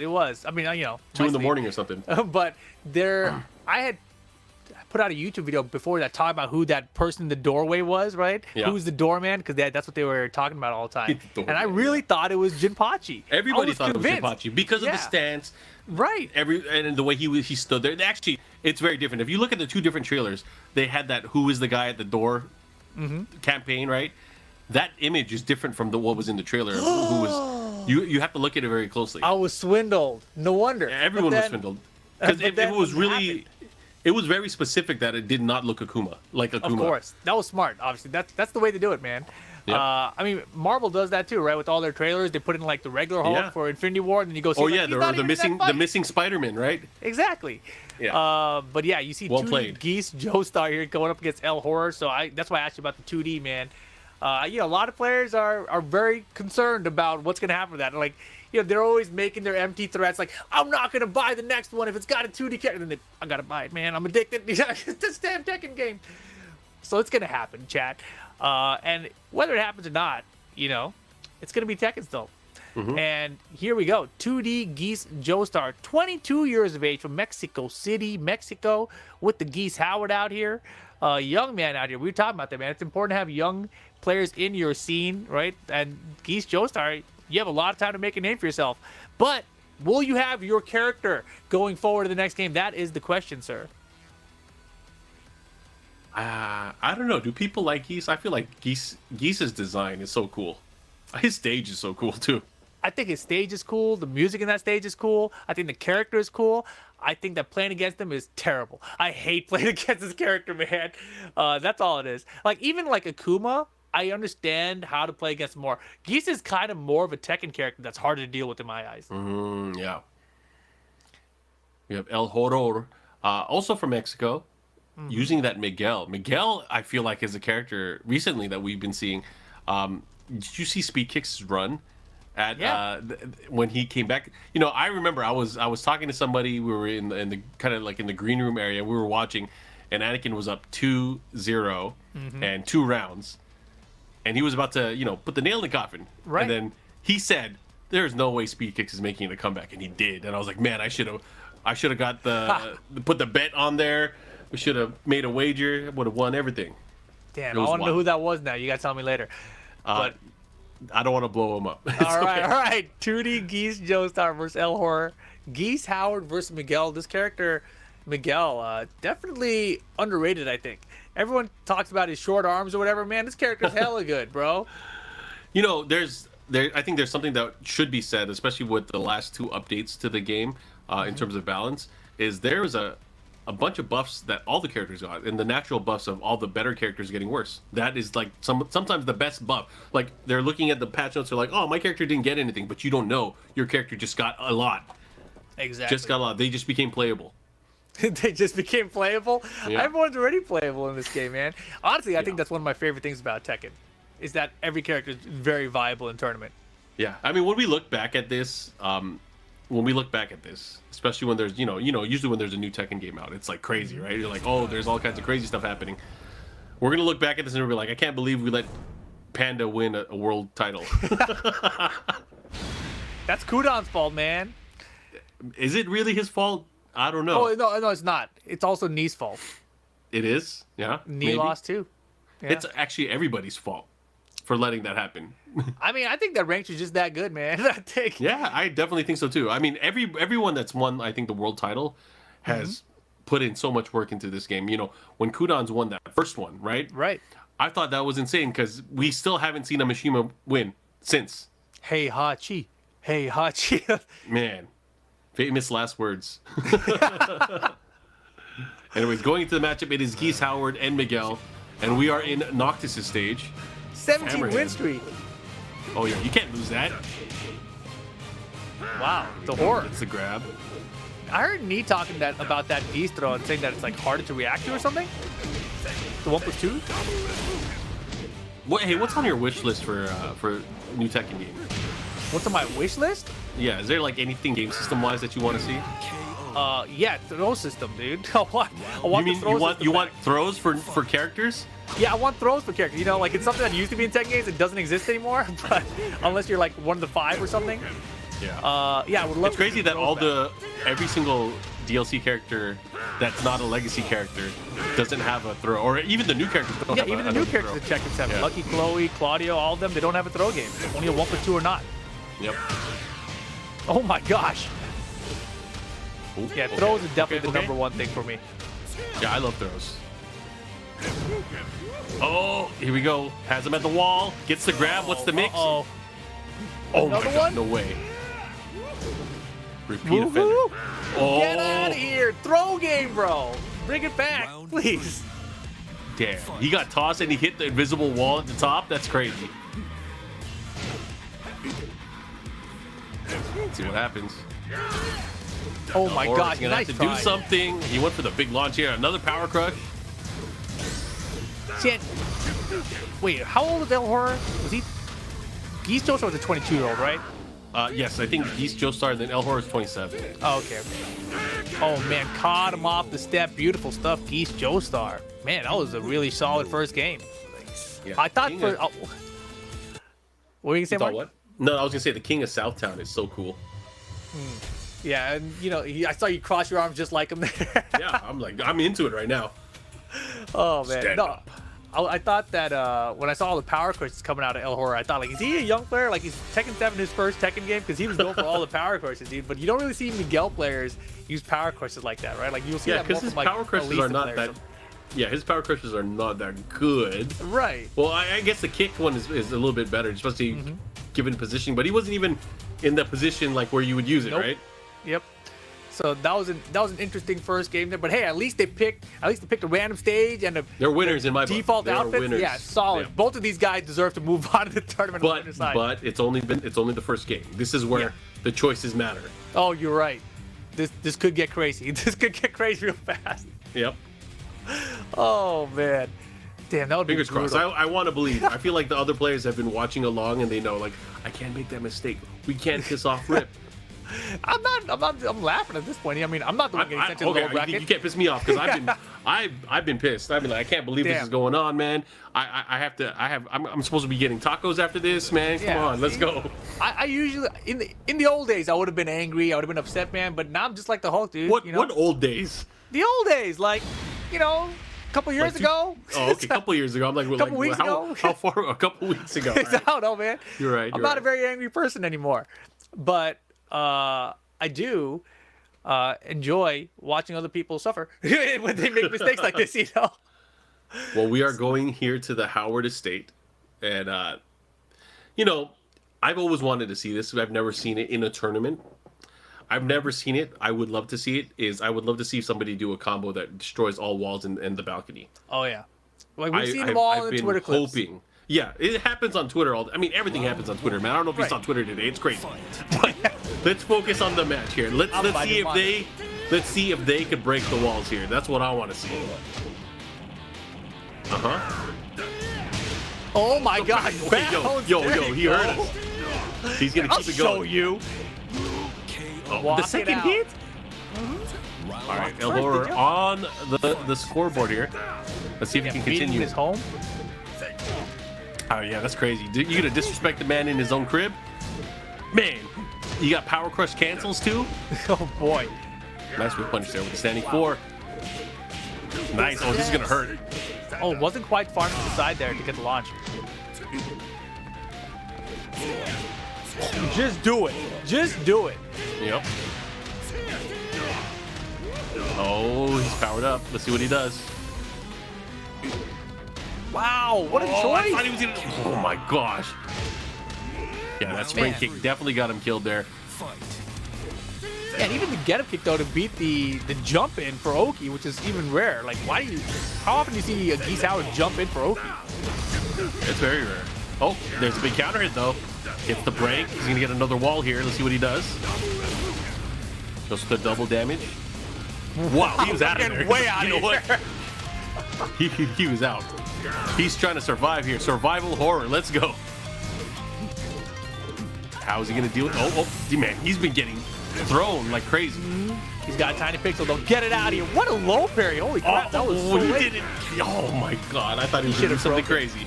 Yeah, he definitely should have broke it. Those walls are expensive. Those doors are expensive. Wow. Oh, he went for it. Yeah, that is punishable, of course. Here's the follow-up. Slices the moon. The follow-up again. Oh, he missed the jabs. Oh, that's big. That's a Yeah, good opportunity jabs. for El Horror. Oh, no. Yo, he just did forward one. Cancel out. Follow-up. He has the wall again. Wow. Yo, I thought he was going to do it. Boom! He got it anyways. Look at that. Geese Joestar staying alive here. What he didn't kill. What are you doing? No! He should have did. All right. Still set point for Geese Joestar. Could have been a running one or something to close out the round, but it went for the Rapukin. Low parry's good. Yeah, decided to use all his meter as well. But man, he did the dash jabs, but he choked. Oh man, he's just making him guess. Jeez. Bro, what? He Rapukin on wake up. Uh-oh. Last chance, El Horror. Yeah, survival horror. Let's go, baby. Survival horror. Nice try. Oh, he got caught trying to step there, and look at that. Geese Joestar takes it very clean there. 2-0. Unfortunately, El Horror going to the losers bracket. But hey, a valiant fight. A valiant fight. I gotta give it up. I mean, I feel like if he used a little bit less of the power crutches, he might have done better, actually. Yeah. But, you know, he got one of them to work out for him, so nicely done there. But the win streak's over. No more 17 win streak for El Horror. Geese Joestar taking the set 2-0, moving on the winner side of things here. Nicely done, Geese Joestar. Yeah, we will see him a little bit later. I believe he's going to be going up against PhiDX on the winner side of the bracket as we continue onwards. Then we got Divine Exorcist going up against Tondo as well. I'm excited for that. You guys can see how we're shaping things up on the lower bracket as well. I think we're going to stay with the upper bracket, though, as we kind of move forward. Most definitely, man. Yeah, those matches are crazy. Divine Exorcist versus Tondo and PhiDX versus Geese Joestar. Both of those should be really good matches. Looking forward to seeing those ones later on today. But that's a solid first round out here so far. Yeah, it's been fun. And before we get into more of the matches, I want to give a quick shout out to our friends over at Discord. You guys can join the PlayStation Tournaments Community Discord to find regular updates on esports events, articles, video games, and meet up with others to improve your game. So make sure you guys check it out. Of course, man. Discord is so popular now. Everyone's got one. Everyone's got their own server. Everyone's talking to them. It's awesome. Yeah, I'm actually going to go on Discord right now. I'm going to take a break. We're going to take a break. I'm going to go on Discord and chat with my friends, but we'll be back with more Tekken action from our fight nights, and we'll see you guys in just a bit.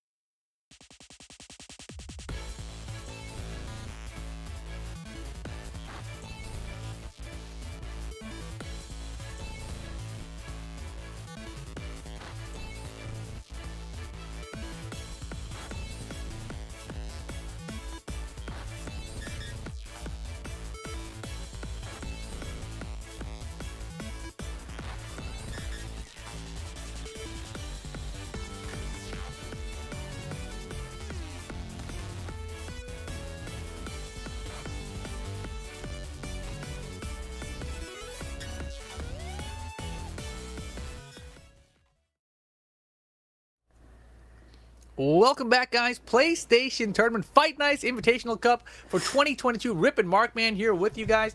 We just finished our first round of the bracket. And, man, the second round, though, Mark, it's getting real interesting. Oh, yeah, it's going to be great. We're going to have great fights between these players. We were talking about earlier, we saw Divine Exorcist with his Claudio play. And he's going to be going up against Tondo, who's been doing very, very well. Had that comeback victory against ELN earlier with his Kazuya. We got PhiDX, who won just because he was there. And then we have 2D Geese Joestar, who was very dominant with his Geese play earlier as well. So that's what we're going to be seeing. Those are the matches that we have up next. Yeah, you can also see down at the bottom that Kusanagi is out of the tournament. ELN getting the victory there, so ELN is the one who is moving on in that bracket, staying alive in that lower bracket. But it will be El Horror versus Zabi down there as well. Oh yeah. Any thoughts on the upcoming matches? So we have a better idea of who's on the upper bracket, who's going to be doing well. Do you have any predictions on who's going to be making it out of these 4 players? The upper bracket? Yeah, I got no clue. If I had to choose, I would take a guess. I would say Divine Exorcist and PhiDX. And I think that if that doesn't happen, it'll probably be Tondo and Geese Joestar. Damn. It's completely flipped. Why not? I mean, you never know with these tournaments, man. Honestly, PlayStation tournaments, they've been doing this for a minute, right? But they also got a special thing going on right now, man. The PlayStation tournaments win-a-thon. You guys can rack up wins in PlayStation tournaments through all of December, which is ending tomorrow, and also, though, in January. So make sure you guys do that for a chance to win prizes like the new DualSense Edge controller on the PS5 or the PS5 consoles and PS4. Sign up on console and start competing for prizes today. Full rules can be read on compete.playstation.com. Make sure you guys sign up. All right, we can see Divine Exorcist again stepping up to the plate from Guanajuato. Did I do it right? Sounded Not as good as you. I mean, you're in San Diego, man. That's close enough. Yeah, it is. I should just ask my neighbors, like, hey, yo, bro, how do you say this? It's literally all close enough, like. Yep. But yeah, 20 years of age, Divine Exorcist, man. He's a young man. He's 20 years old? Yeah, dude. So he is the youngest. I guess so. I mean, he's got the age advantage. He's got the reflexes still. He's got no excuses, really, what that means, right? Yes, exactly. Man. 20 years old, exercising people. Like, it's crazy. Dude, Tondo out here, 37, right? He's almost double his age. He could be his child. This is wild, man. Nicely done. San Pedro. Oh, Coahuila? That's a hard one. But yeah, Tondo with that Kazuya. We saw him earlier making that sick comeback against ELN. He's got the execution. Divine Exorcist with that Claudio, solid play. He's got the whiff punishing down. The defense was there in the matchup versus Kusanagi's Hwarang. So, he's a very solid player. He's won a lot as well in the past. So this is going to be a very, very good one. Of course, guys, the payout here is for top 4. So winner of this one, guaranteed top 3. That's going to be huge. Oh, this is in the money. Oh, man. You know what? I've been looking at this matchup, been thinking about the matchup. We saw these players obviously both play brilliantly earlier today. But again, I've told you earlier, I am a fan of Mishima play. I like to see Wavus, Electrics, and Hell Sweeps. So, yeah, I'm down. Let's go Kazuya. Of course, we were talking about the TWT finals coming up and everything. Divine Exorcist, I saw I mentioned in the chat, is actually qualified for it, right? He won a regional qualifier, so he's going to be out there in Amsterdam competing with the top players in the world, which means he's got to do well here today. Because if he doesn't, he's just going to be thinking about it for the next month. He's like, oh, man. But yeah, here we go. Devil's Pit for game number 1. I'll go with Divine on this. Look, he's a TGO versus TGP, dude. He's got this. Yo, TGO doesn't mean nothing. Not in the streets, bro. What it does mean for sure, though, is that you play a lot of Tekken. Yes, it does. For sure. The grind between TG, I don't know if you guys know. I haven't done it myself, but the grind between TGP to TGO is a real one. I had a promo chance to TGO, and I lost it, and then I went all the way down 2 ranks after that. So I lost it all the way back. Oh, man, it was a long drop. Yeah, that's tough. Anyways, we're going into the matchup here. Here we go. Divine Exorcist with that Claudio versus Tondo and the Kazuya. Ooh, I like He's testing him with those while standing fours. Unfortunately, they don't do that much damage. Oh my gosh, Superman. Instant 1 and 2. He's got the blue stuff locked and loaded. Now down 2-2. Spend it immediately. Oh, yeah. I said he's got the blue stuff, and I was thinking about it like, rage drive almost. But man, that does too much damage. Holy moly. Yeah. Claudio's crazy. He has a lot of blue stuff, now that I think about it. Yo, he is working those legs. Divine Exorcist is doing such a great job, really, of controlling the pace of the match. And look at the nice sidestep there. Yeah, that was like a sidestep block, recognized it was a whiff, and then got the whiff punish, right? So that was really clean.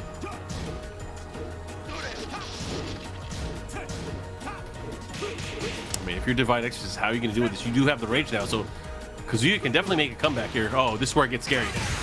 Oh, he caught him. He's and a devil. Oh! What was that move? I've never seen it. It's like a story mode move. It was crazy. I was like, what did he do just now?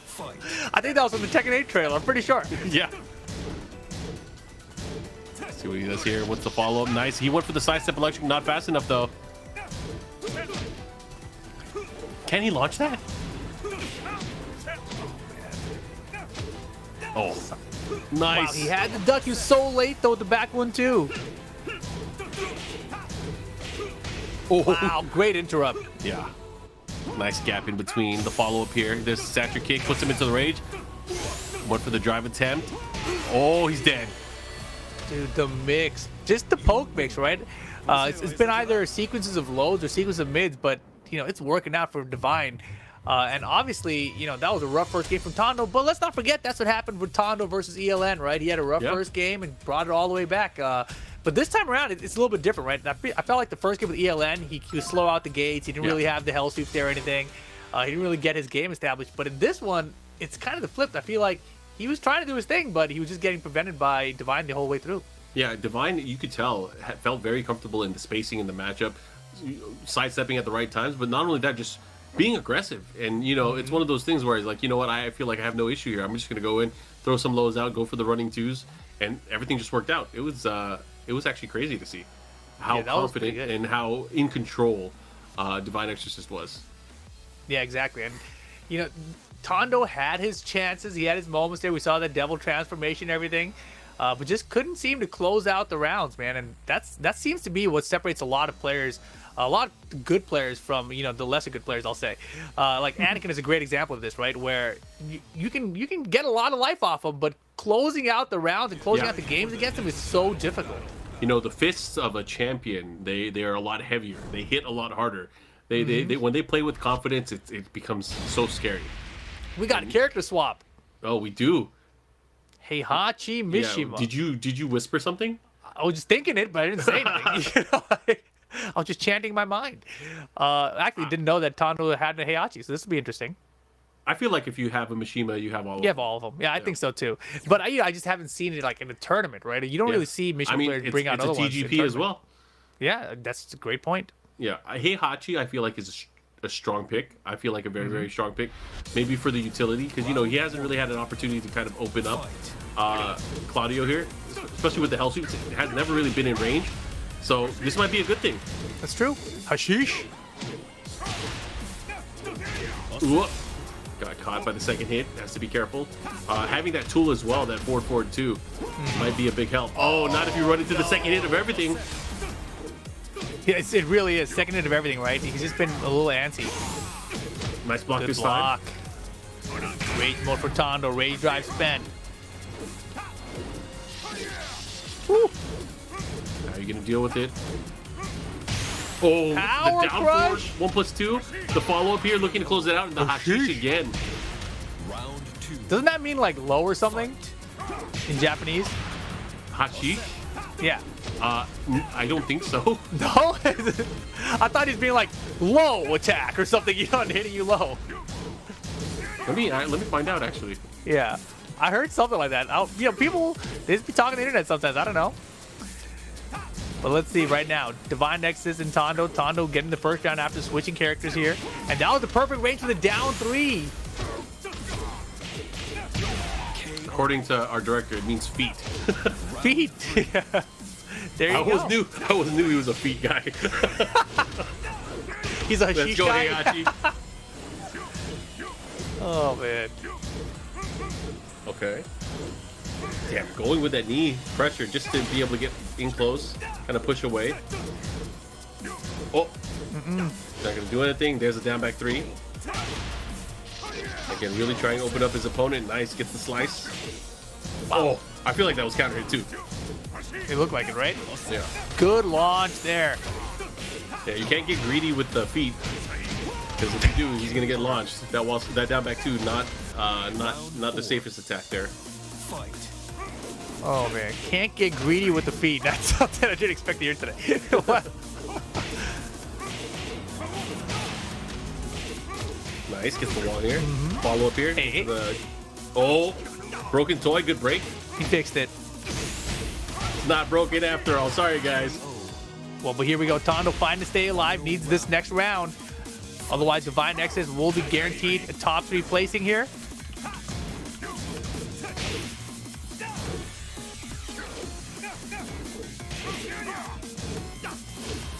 Man, he's down back to his account. Nice wild stand too to retaliate with it. Nice, he worked the demon uppercut to follow up here. Uh-oh, Wow. caught him. And that was kind of an uncharacteristic risk. The hell shoots have been hitting. Whoa, just out of range. He's gonna have to be careful. Yeah, that was scary. Could have been a hop kick. Tondo trying to stay alive since the final game. Oh my gosh! Could have just jabbed him right there. Oh my god, Oh my again! gosh, Tondo, if you lose this, it's all on you. It's all on you. That's going to be the wall. That's going to be the game. It's done. It's done, Tondo. You could have sent it to a final game, but instead, Divine Exorcist gets the whole set and moves into the upper bracket final. Wow. That was Wow. Well, the losers or the lower bracket just got a lot more scary with Tondo going course. down there. But that was he did very well with Heihachi. That was a good pick, good counter pick. It definitely was, man. But I mean, I was talking about, what separates the really good players from the lesser good players. Being able to close out, and that was the perfect example right there, right? Tondo had 2 chances with right in his face. All you do is 1-1-2. 1-2 even probably would have killed. You didn't even need the full 1-1-2. Oh, that was brutal. Yeah, there were 2 big whiff punish opportunities there. Unfortunately, he was not able to capitalize on either one of them. And Divine Exorcist is just like, you know what? I'm just gonna do some moves, and it worked. No, definitely found the magic 4, counter hit, got the combo, did the right combo to convert it for the wall carry. Smart wall combo as well, so perfect way to close out. Divine Exorcist moving into that upper bracket final. Hey, what did I say first? I said Divine Exorcist and was it PhiDX? That's what you said, yeah. Oh, we'll see. And that PhiDX match is going to be coming up. Exactly. But man, nice showing here from Tondo, but he's not out yet, right? That's the only good news here. Tondo's still in the tournament. He's gonna be moving down to that lower bracket. We see Zabi took out El Horror, right? He must have not picked the stage, and he must have used default alphas. Nicely done, Zabi, moving ahead there. El Horror though, that Miguel out of the event. But coming up next, we will have PhiDX going up against 2D Geese Joestar. All right, so we talked about Akuma. We talked about Geese as well. What are your thoughts on the other characters like Noctis? Do you want to see Noctis come back? No, it's okay.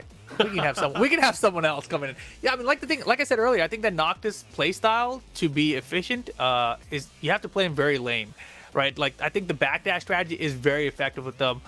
He's got a lot of safe attacks. Characters that are just really safe and run away all day, they're just not fun for me to play against. Yeah. For those reasons, I'm out for Noctis. I've been watching a lot of Shark Tank lately, but yeah, I mean, Noctis, we can put in a different one. I mean, I think that the community has already spoken about what Final Fantasy character they want to see coming instead, right? Yeah, I've heard so much about which one they want to see. It's crazy. Anyways, 2D Geese Joestar, of course. It's funny. This is like the battle of the guest characters that's going to be coming up. We've been seeing both of you guys doing well throughout today. Geese Howard, I feel like he was really cool. I mean, his design, as you mentioned, but you also talked about how he's very much a harder character to deal with because he has more Tekken-esque properties. For sure. Yeah, like he's not the character that's jumping at you. Like the projectiles aren't that big of a deal. But man, the counters, the throw game, standing two with punishing. Exactly. Oh my gosh. It's a lot. It's a lot to take in, but right now that's what we're going to get. PhiDX versus Geese Joestar. PhiDX obviously has a lot of experience against this character. We've seen PhiDX versus Joe Crush in a lot of tournaments, who also runs a very strong Geese Howard. But, Geese Joestar, and as is the case with most characters and players in Tekken, every character and every player plays differently, right? So, or every player plays differently with the same characters. So we will see what he brings to the table here. Phi might be used to what Joe would do, but Geese may not play that way. Geese Joestar may not play that way. Yeah, and that's always tough when you go into matchups. You're like, oh, I know how to play this matchup. Then you realize, like, I knew how to play that person. Exactly. That is a huge deal in tournament that I think goes a little unrecognized by a lot of people nowadays. Unless you've played in tournaments, it's really hard to understand that. Yeah. Anyways, either way, I think you mentioned that you wanted to see, you probably think PhiDX is going to take this. I also agree, just because of experience and how he's been playing and how he's been really been successful with a lot of these tournaments. I feel like he's going to be the one to beat here in this particular matchup, but I'd like to be surprised. Here's the thing. I said I think PhiDX is going to win, but the percentage of that, I think that he's only going to win like 55%. Like, if I had to put a percentage, I think it's like a 55-45 matchup. I think Geese Howard's a very you think strong it could go character. either way, honestly. Yeah, so. but I give the edge to PhiDX here. But from what I saw from Geese Joestar, I think he's very strong with Geese, and that's already going to be a problem against anybody. Like, if you're strong with this character, you can cause issues. Oh, well, we're going to find out right now. We are going to the Twilight Conflict. Always a banger of a stage. I'm a fan. Oh, yeah, this one's a good one. Yeah, Twilight Conflict 2. Oh, I like it. I forgot that, like, the 2 is there because it didn't exist before. You know, like, they added it later. I was like, oh, yeah. Man, this game has been out for a minute. Oof. Yeah, it's crazy when you think about it, too. Like, when this game was first announced, I think it was 2014. It finally came out in arcades in 2015. Then we had the 2-year wait for middle of 2017 for when it finally launched. That's a long time. People could have had their masters by now. There we go. Man, and PhiDX has been on point with the low block today. That down 4 was solid. Oh my goodness. 60-40 now. 60-40, huh? Changing on the fly, huh? He anti-aired, bro, with down 4 too. Oh man, he hit him with a swipe though. This is gonna be big damage because he's gonna get the wall as well. See what he does. Oh, he missed the jab. That's not good. But he's got the positioning right now. This is really a great round for him. Wow, he's chopping away. Yo, he's like living with the lows. Yeah, like I said, 55-45. This is gonna be a close one. Well, he has meter too. This is going to be good. Let's see if Geese Joestar is able to utilize it in some way. Because that's the big thing here. You once you have 1 meter, that's where Geese gets really crazy. Oh yeah, Damage output is nuts. Especially if you wait till you have range. that's a great point too. But man, look at this. Oh, nice. He got the duck in time. Goes to the wall standing 2. Gets the combo, the follow-up here. He's going to push towards the wall as well. Are we going down? Nope. No, we're keeping it here. Oh my gosh, 3rd hit of the string. He gets the bounty make. He could end up on the wall easily here. Now, Mix, what you got? Goes for the emo man. The follow-up here. Spring kick. He needed that. He probably could have picked him up. Again, jumping for Oki. Block, rage mode Geese, 2 bars. Are we mixing? Oh, he just went for a low jab. Another low kick. He's still living. There's no time. 5 seconds, bro. Oh my god, what a ballsy attempt. But he uses the meter and makes it worth it. Geese Joestar, 55-45, huh? It's just a small edge. Yep. 4-1+2. Here we go. He has the wall as well. Geese Joestar is looking really good right now. That was such a sick comeback. The block. Okay, that wasn't the right way punish. more. Oh, it doesn't my matter. God. We're taking to the skies. Damn, I like how you rolled your R's there.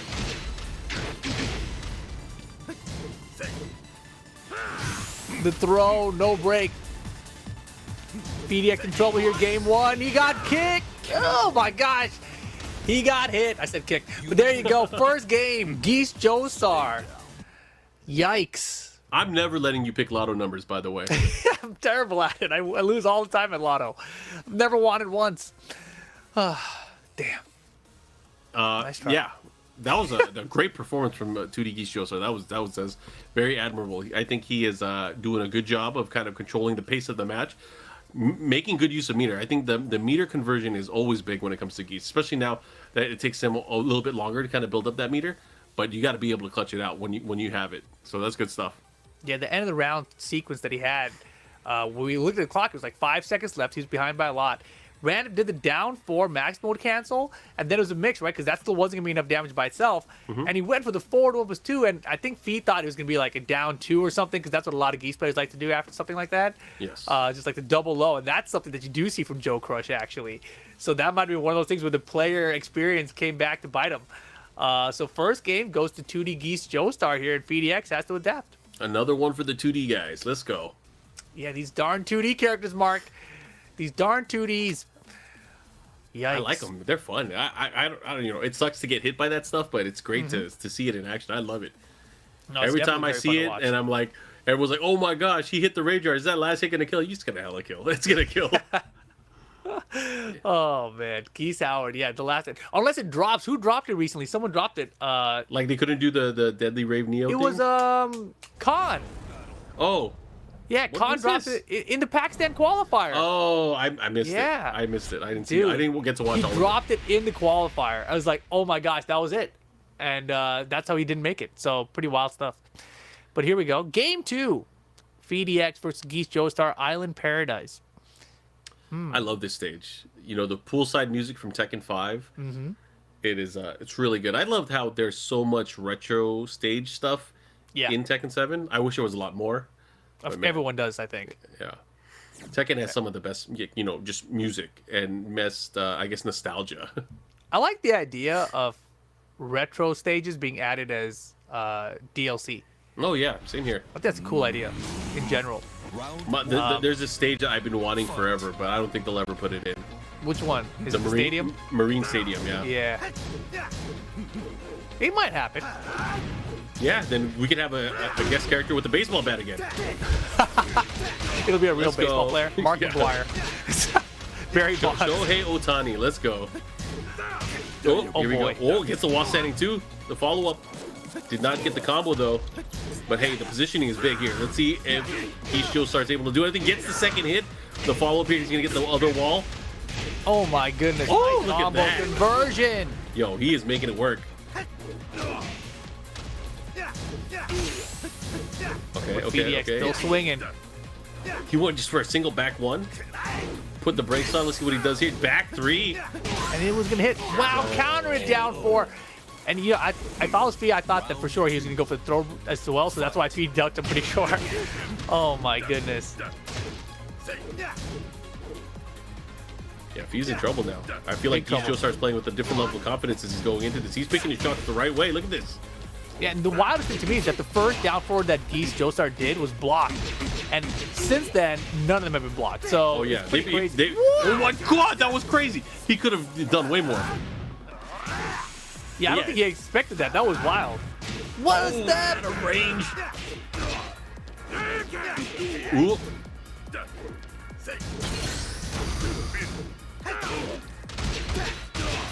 Got a Okay, little nice. close conversion. I like it here. He's going to push towards the wall as well. Really wants to get him with that. Man, the down 4 is they hitting. I can't believe he blocked that. Oh, Third the hit third hit. again! Yo, just keep Again! doing 3 hit streaks. Just keep doing it. And it's a balcony break again, too.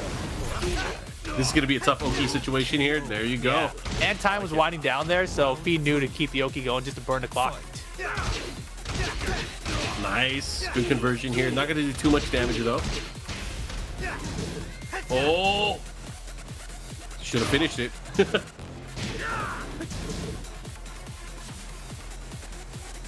See what he does.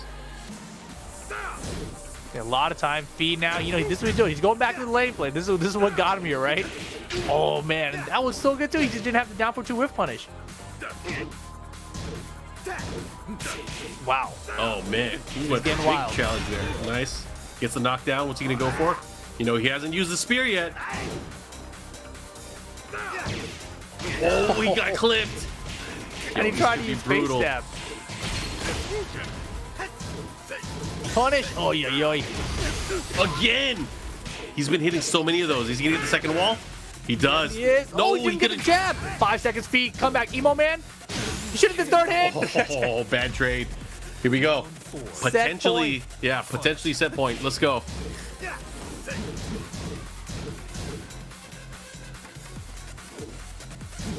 How's he gonna do this? He's in trouble. Another counter. You were right. The timing on his down fours have been immaculate. Yeah, it's one of those things, you got to go to it. Even if launch punishable, for a character like Geese Howard, it's fast enough where the majority of players are not going to block him. At least like 100% of the time. And man, the third hits, bro. In the back. He is hella dead. He's dead. You didn't even have to do that. Instant air repu. Oh, man. Just to let him know. Just to let him know. Get him out of here. Man, impressive stuff. 2D Geese Joestar 2-0 over PhiDX.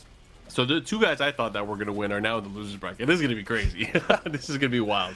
I mean, neither of us got anything right here. 2D Geese Joestar is upsetting all our expectations, it seems like. And PhiDX, that was a decent start for him, but man, that was really well played by 2D Geese Joestar the whole way through. Definitely great stuff, man.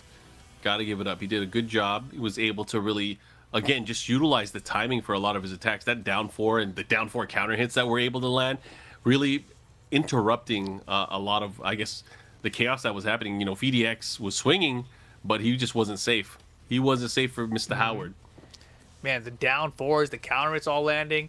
And there you see it. Divine Exorcist versus 2D Geese Joestar will be our upper bracket final today. These guys already guaranteed money in that prize pool, but of course you want the biggest chunk, right? So 200 for first, 50 for fourth, right? So you want to win that 200. Got to maximize, got to optimize. Let's go. Yeah, looking on down at the lower side of the bracket here. PhiDX will have to go up against ELN now just to make it into the top four. Yeah. And Tondo will be going up against Zabi to make it in the top four. So they still have a chance to get into prize. All the players are still in this. It's the next match that really matter, though. Oh, yeah.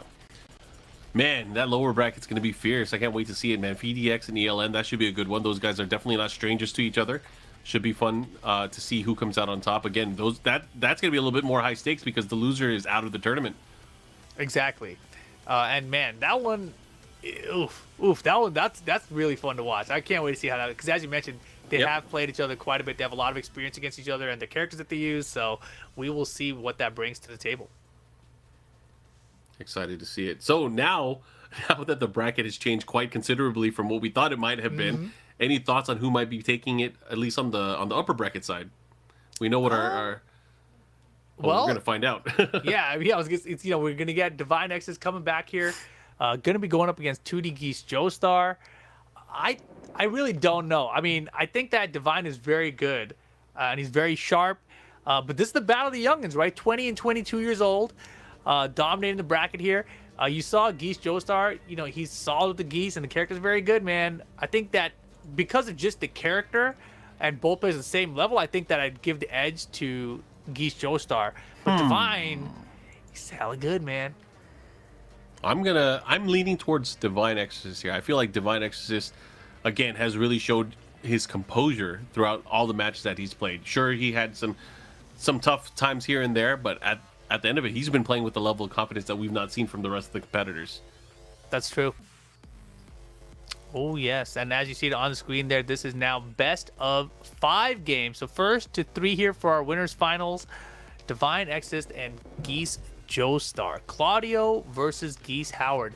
And this is a matchup I feel like I must have seen this a ton, but I feel like I haven't. Because I think that usually I'm seeing Shadow with like Zafina versus Joe Crush with Geese or something. But Claudio against Geese, not really something I see a bunch. But I don't even know if there are character matches that really matter when you're Geese Howard, unless it's like Fang specifically, because then you've got, the Sabaki or something for the back to choose. So I don't know. It's interesting. Yeah. I don't know, honestly. I feel like I don't see enough Claudio play other than maybe Shadow. So it's always going to be fun to see different styles and different ways that people are approached. But we see a ton of Geese. We see so much Geese, and we've seen so much Geese throughout his insertion into the Tekken series, right? Again, I think it's going to come down to, will the Geese player be able to land those hits when he has meter? Will he be able to maximize and utilize that? Because that's a chunk of life. And again, or do walls come into play? I think that's another big thing as well. Yeah, do walls come into play? That's a great point. Of course, stages are going to be randomized here. Yep. So you don't really know what you're going to get. And if you're PhiDX, you can't pick like Dragon's Nest to get your wall-to-wall combos. You can't pick your infinite stages to run away from people all day. So that definitely is going to be a factor. And I bet you, if he had lost that first game and he had the choice, he would have sent it to an infinite stage, especially against Geese Howard. Yeah, but unfortunately, random every single game. So I like this. Can we keep this for everything going forward? Let's go back to random. We don't got that Jimmy J guy around anymore. Yeah, I was gonna say, wasn't that our old rule, anyways? That was the original rule. Why do we change things? Just so these guys can run away all day? Come on, man. Make a fight. That's what I want. It was a lot different back then too, though. I'm sure you remember, like season 1 and season 2 is like when it was random. Even though there's only 2 stages that had no walls, they came up like 60% of the time. It was crazy. It's Sook again. Who would have guessed? Sook again. Man. But yeah, those are the good days. And honestly, we talking about like that was a Tekken 7 thing. I feel like it was always like that for Tekken in previous games. Wow. Well, he's really trying to exercise the demon because the demon showed up. 2D indeed. 2D Geese Joestar with the Akuma pick here. All right. And we get Dragon's Nest. This is gonna be exciting. I can't wait to see how this plays out because now we're hitting for the cycle. We got all of the characters, all of the 2D characters showing up. Yeah, this is gonna be wild because you gotta have execution with Akuma more so than you do when you're playing with Geese Howard.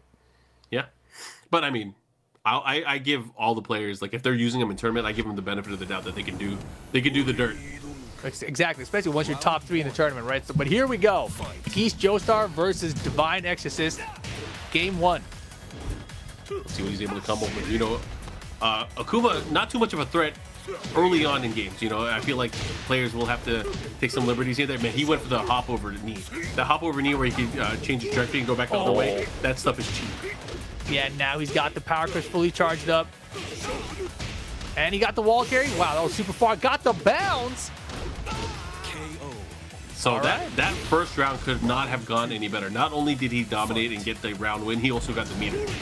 Oh, you cannot willy-nilly throw out those big wind-up moves there. That power crush is definitely going to find its mark. Oh, he missed the combo. Yeah, that was kind of far.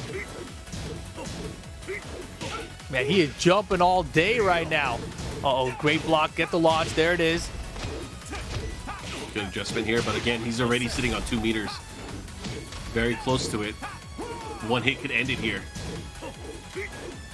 Man, and Divine, you know, he believes so hard. He's like, Superman punch on block, down to 2. And the thing is, now that there's the wall crush, that running 2 pushes back farther, right? So maybe in the old version, it would have reached, but not at all this time. Yeah, he's going to stay alive. He's not going to die here. Oh, but the second hit on the spring kick, able to land, tied up on rounds now. But again, full stick of butter here for Geese Joestar. Wow, great blocking the down 3 that time. What? Wow, no punish. Not even like a down forward 1 or a single jab.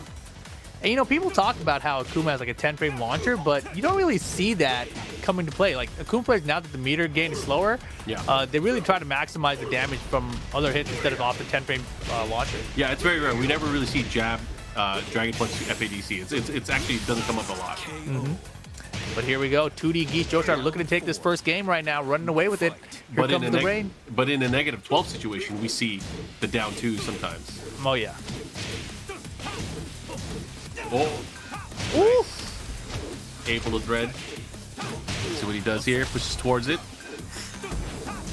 Uh-oh, yeah, he was swinging into it and that is still held. Not just that, look at the meter build. He's trying to maximize.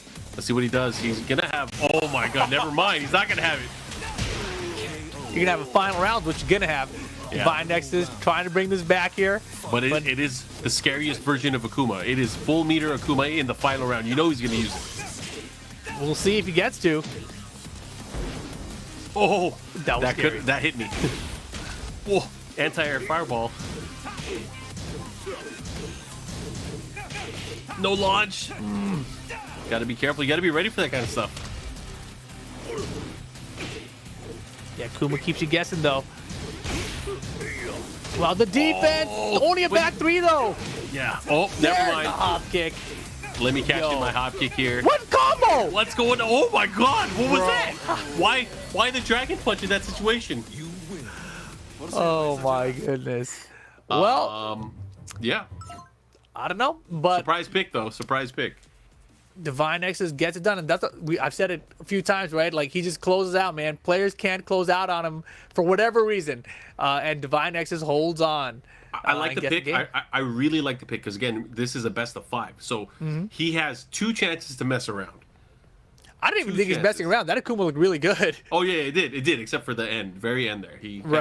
They both players kind of like choked it up there, but They did. yeah. Yeah, I see We'll Tondo in the chat saying, like, classic Mexican match, dude. And that's what we got out here for the winners final of this tournament. Divine Exorcist gets the first one, but as Mark mentioned, best of 5 here, long set, man. Anything can happen. Yeah, I wonder if the character choices were intentional because these guys have played each other before. Because, you know, obviously for a lot of the region, these guys are very used to each other, so they have to kind of think of different layers as they go up against their opponents. There's some planning involved. No, I definitely think that is the case here. I don't think that we would have seen the Akuma come straight out the gate otherwise. But the Akuma looked very good. You know, the Power Crush is... He had a good read on a lot of the moves that Divine Exorcist was doing.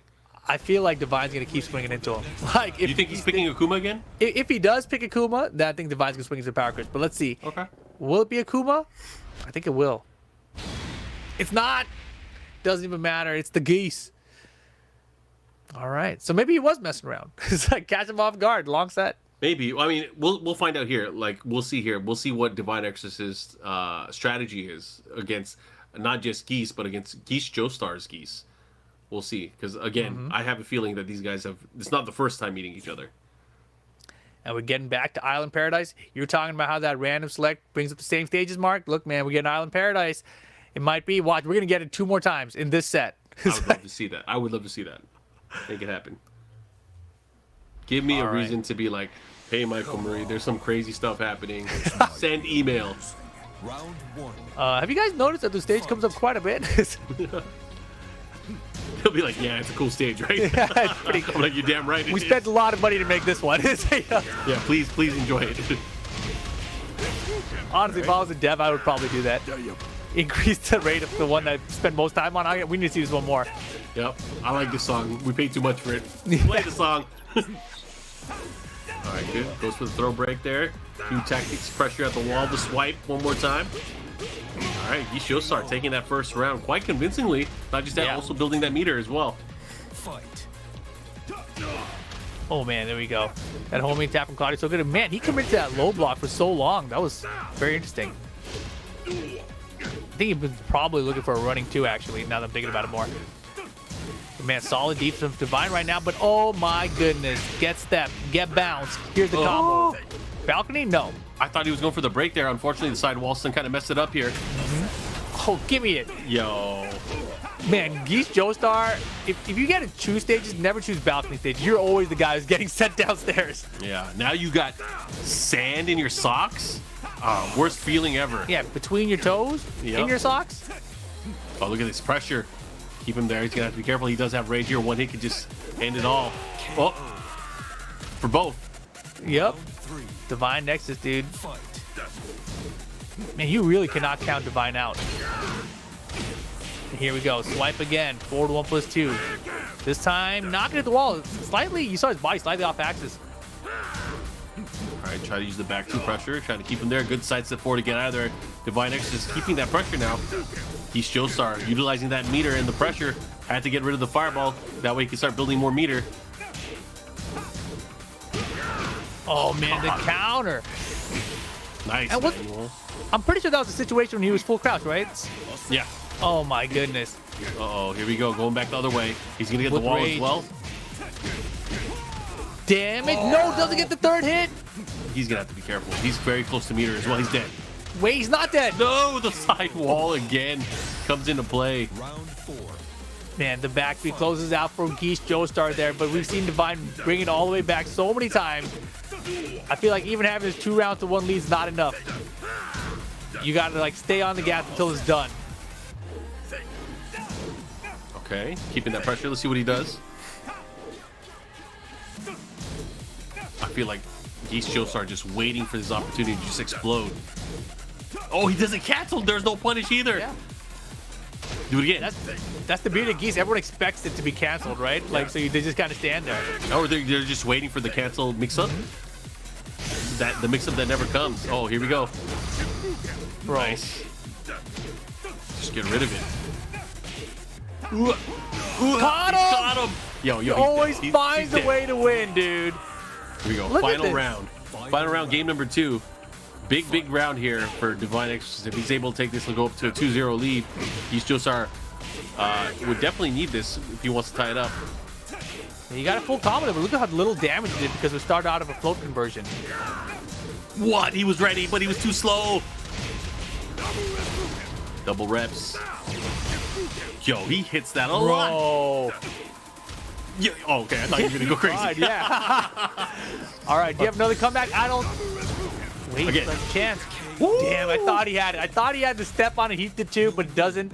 And Geese Joestar with the Geese Howard ties it up now. Well. Well. This is his main character. Maybe he should have used Yeah. him from the get-go. He But was hey, that maybe- comfortable. Yeah, maybe he wanted to put on a show. It's one of those things, right? It's like, you know what? I'm gonna show off my Akuma. Never mind. I mean, honestly, it was super close, right? Yeah. That round could have still gone to Divine X's, so it could have been a final round situation. But Geese Joestar with this Geese Howard is a problem. It is definitely a problem. Everyone who's run through the tournament knows it's already. But this one's a close set, 1-1 here. And I don't think we're gonna see another character out of Divine Exorcist, right? The Claudio, I think, is what we're gonna see all the way through here. But man, you just have these rounds sometimes where one thing goes wrong and all of a sudden you're fighting from behind. It seemed like he had to fight from behind quite a bit in that last game. I wouldn't be surprised if Divine Exorcist had another character. Wouldn't be surprised. In my head, I keep thinking Lily. I don't know why. Lily? Yeah, I'm pretty sure it's wrong. It's- I thought he used Nina too. is it Nina? I think so. Well, we're gonna find out. Well, maybe we won't find out, but there's a chance that someone in the chat will tell us his other characters, right? You guys must know for sure. I know we got a lot of Mexico in the house right now. We got a lot of top players from Mexico doing well here today, and it's gonna be the Lars. See, I knew it was Lars. I actually did know that. I just forgot. Well, The Lars. All right. Wow. all right, Buff Lars, let's go. Yeah, what do you think about this? Lars versus Geese? I don't know, man. I feel like maybe he was a Lars player before. Oh yeah, before Claudio existed. Yep. Mm-hmm. There's a Yeah. lot of those guys. The abandoned Lars players. There's a ton of them. There's actually a lot. It's like a barren wasteland of Lars players. Just hair gel on the floor, hairspray. Yeah. I mean, we saw him in the trailer, right? People like, yo, he's coming back. He still has his phone. He's a cheerleader now, right? Wait, what?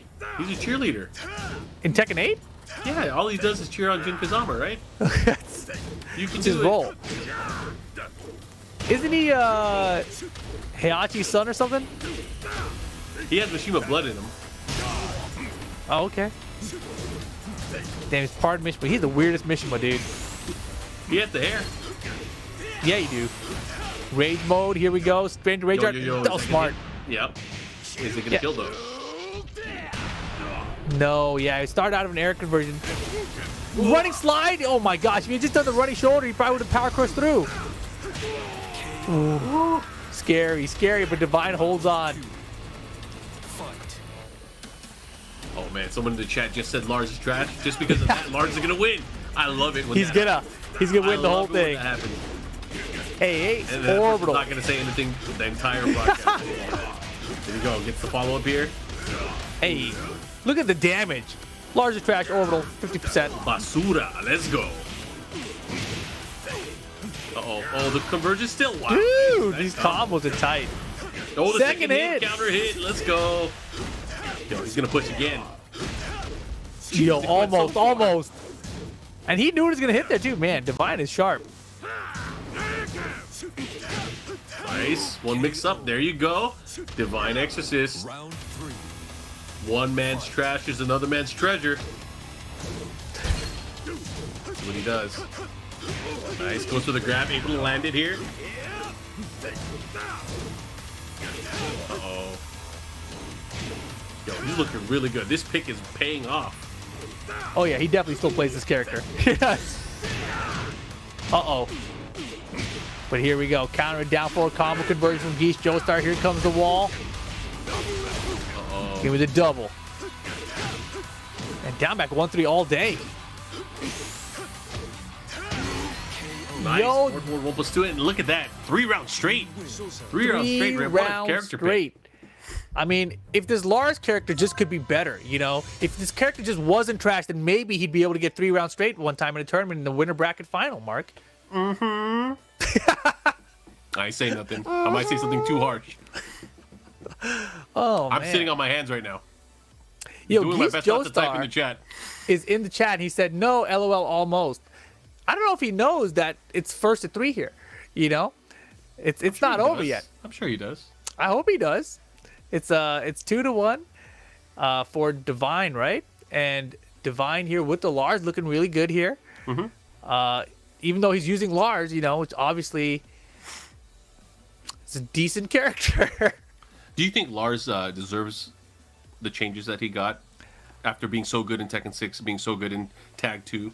I thought you were going to ask me if Lars deserves to be in Tekken 8, and I was going to say no. Like, that's where I was. Wow, you really hate him. That's all I was thinking about when you were bringing up that question. I think that Lars was mad cheap. You know, he's been mad cheap for a minute. I think he's still a very good character. You know, I was thinking the other day, because I was thinking fondly about the Tekken 6 days. Those that was good a days for long me. time ago. That was a long time ago. That was a very long time ago. Yeah. Tekken 6 days were crazy, man. Yeah, for sure. Oh, man. The circuits and everything back then, that was like the first time we got to like see players traveling around the country and competing and everything. Yeah. That was fun times. Koreans That's, coming I think, down to really compete. where Yeah. we saw most of the international competition. Because, you know, a lot of people talked about it during the Tekken 4 days and even the T5 days. But that was like few and far between. Right. When we started seeing more of the tournaments, more of the circuits, stuff like that. It's like we saw it every month. It was crazy. Exactly. Knee was out here in the United States. It felt like regularly. Coleman, Nin, Come on. the Legends. Dimeback even, right? Dimeback, and even I think JDCR Yeah. came back. I think that one might have been in Tag 2 actually, but No, that was in 6. They Wow. came for one of the events. that's crazy. But here we go. There was Game this guy number 4. during those circuits. His name was Razorfire. He was doing commentary. He was holding it down. On commentary, yeah. Yup. I already won. Good old days. Yeah, he did pretty good there. Oh, Couple you tried to years. step on him. Razor fire.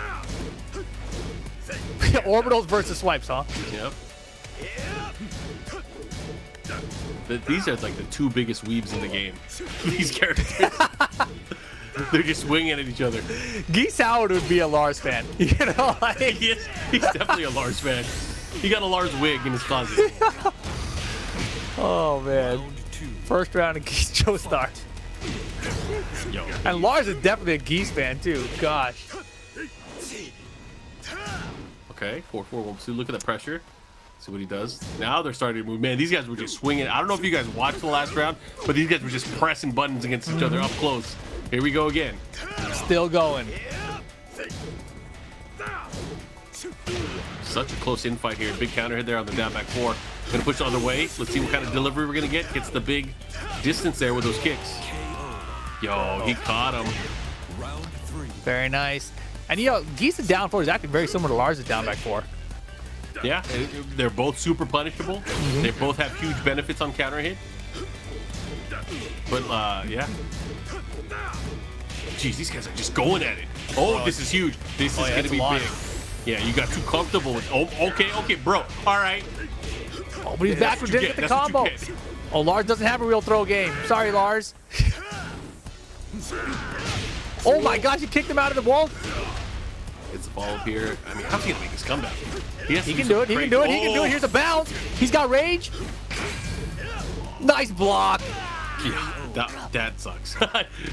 He made I mean, he all the went right for it. That's choices. smart. He made all the right choices, but then, man, Yeah, solid from Geese Joestar to hang on.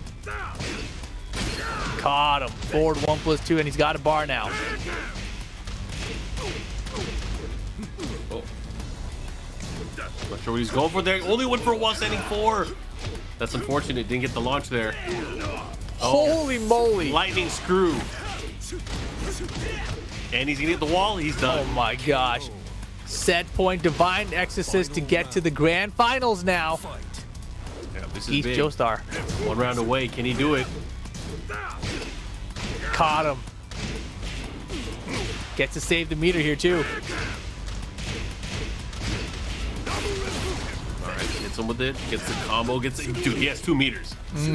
He can definitely explode. Yeah, but Divine's crazy, bro. Look at the defense. Look at the defense. Oh, yo, this is gonna Jumping! hurt. He might be dead. Wait. Oh, no, the side wall. Ooh. No! Wow, that's unfortunate. That is so unfortunate. I knew he was going to go for the shoulder, and I knew he was going to miss there. That was rough. And Geese Joestar ties it up 2 apiece. We're going to a final game here in the winner's final. Ooh, boy. Ooh, that was tense. Yeah, now coming down to this final game, do you think he's going to stick with Lars? That is, yeah, he is in a rough situation right now. Just trying to make, yeah, it's a rough predicament indeed. Man, it's funny seeing Geese Joestar in the chat. LOL, that was close. Real-time commentary. This, one of the special things you get with the PlayStation tournaments, the Fight Nights, you get real-time director's cut commentary. Players' feedback immediately in the chat. Man, thank you guys all for joining us out here too. PlayStation Fight Nights. This is our Invitational Cup for 2022. All these players you guys have seen throughout the year, and a huge shout out to PlayStation tournaments. As I mentioned, throughout the entire year, we've had these tournaments. Whether it be for Tekken 7 or Guilty Gear Strive, etc., right? And, even not just fighting games, also for shooters, etc. as well. So they've been covering a ton of games. Make sure you guys check them out at compete.playstation.com. But we got one more game here, and the character choice is a big decider here. Yeah, and all these tournaments, by the way, they're free. Just Free. enter them, guys. Free to enter. Money's on the line. What are you guys waiting for? Compete.playstation.com. Anyways, here we go. He's gonna stick to the Lars. I think that's a good call here, honestly. The Lars seems to be doing better overall than the Claudio did. Yeah. Jungle Outpost 2 is where they end up. Gonna be good for both players. I think Lars would have liked a larger stage just because his wall carry is probably a little bit better. But Geese Joestar's combos with Geese have been very fun to watch. He loves the dash jab combos. It feels like he's playing Tekken 5 out here. Yeah, going for the old combo videos. Like, what's his crazy combo? He had Another 4 dash jabs. jab? Yeah. 4 jabs? That was crazy. Oh, man. But let's see. Final game. Jungle Outpost 2. All right, we're going to go right into the thick of things. Geese Joestar, Divine Exorcist is tied up. This is the final game between these two. Winner of this will move on to the winner side of our grand finals. Wow. What a call out there. Caught him stepping at the wild end one there. Oh, the big knee. Has the pressure here. Trying to catch him. Oh, wait. He went for the low option there. Instead of going for the punish, he just went, let me get a little bit more damage out of this. And honestly, I think I honestly like his Lars more than I like his Claudio. It's the hair, bro. I'm telling you. It's the hair. No way. The ripped little I don't even like Lars. Bro, I feel like you could pull off a good Lars cosplay. I saw your Law cosplay, but I think a Lars cosplay, you could definitely do it. Just because the hair? Yeah. Maybe. You should try. Have you tried styling your hair since your hair's pretty long? Nah, I'm ready to cut it off. You said that 2 years ago. I don't believe you. Rage mode for Geese Joestar. The pixel not going to happen. Divine running away with it 1 round away from grand finals. You want to make a bet? You want to bet? You want to do a hair match? What? What do you mean? Like loser has to cut their hair. Your hair's short, isn't it? That's kind of short. And your hair grows back in like a month anyway. Oh, it's looking rough here for Geese Joestar. Oh man, this is gonna hit. Oh, wow, with that track. Bro, everything going Divine's way. 3 rounds straight for the final game, and he's going to the grand finals. Yeah, get my Uber ready. I'm getting to the grand finals. See you right there. Divine intervention with Lars Alexanderson. Great stuff. I mean, the character's trash. How are you going to win an entire set with them? Yeah, who said that Move earlier? on to grand finals. Like Jeez. I said, they're probably not going to say anything in chat anymore. That was the last we've seen. That was a good effort from Geese Joestar, but man, that final game got nothing started, unfortunately. And now you got to look back at that Akuma pick and be like, maybe if it was Geese from the beginning, right? Yeah. But unfortunately, you don't get that benefit here. It's already too late. Lars is gonna get it done for Divine Exorcist. He's moving on to grand finals. Yeah, but good stuff for both of the players, man. They've done so well today. You can see right now again, Divine Exorcist waiting in our grand finals winner side. Geese Joestar is going to be waiting on the lower bracket finals. And he's gonna have to face one of the two players between PhiDX and Tondo, who we saw earlier today. So that's gonna be a fun matchup. Mishima's versus Noctis. Exactly, and because of that, though, you see the PhiDX took out ELN 2-1, so that seems like it was a close one as well. But PhiDX still has a chance here, going up against Tondo. But man, that should be an interesting one too, with some more Mishima action. Yeah. Before we get into that, though, I want to give a shout out to our friends over at Discord. Join the PlayStation Tournaments community Discord to find regular updates on esports, events, articles, videos, and meet up with others to improve your game. You guys can use that QR code on the screen. Make sure you guys check it out. Shout outs to Discord. Exactly, man. Discord always a great place. If you guys aren't, I assume that most people are already a part of some Discord. At least, there's a lot of character Discords out there. There's even the Tekken Zaibatsu Discord that's still operating. So, a lot of good Discords out there for you guys to get all of your Tekken info. Yeah, join the communities. But before we get into more of these matches, guys, we're going to take a short break, and we'll be back with more Tekken 7 Fight Nights action right after this.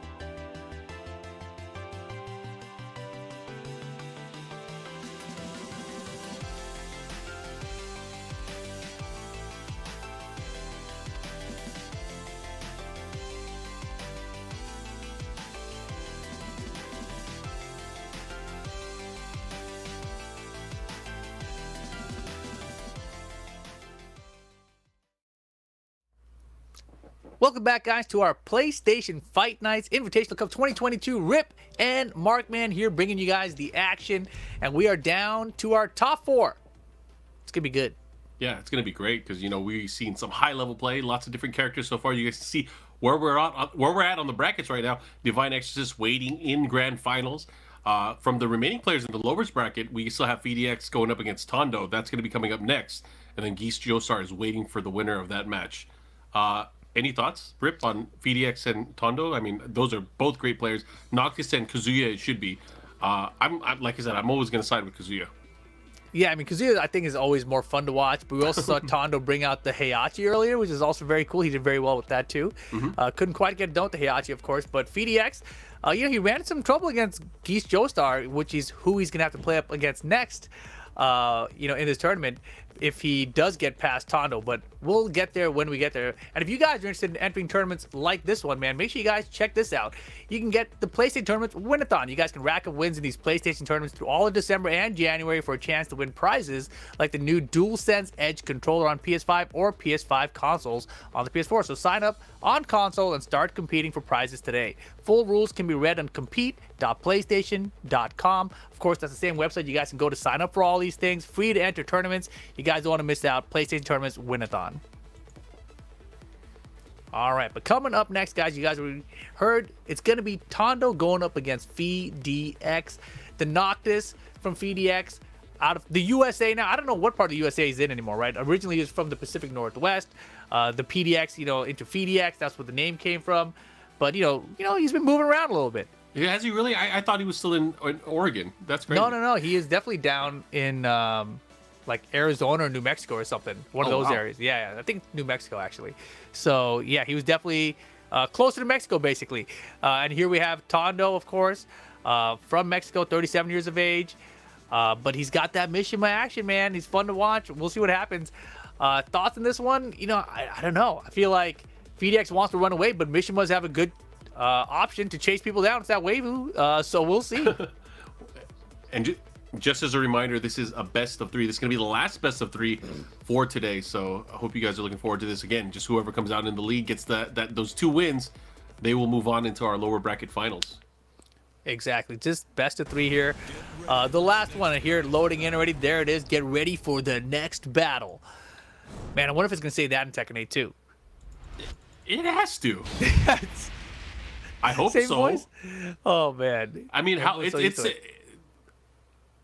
man, this game's been out for a while.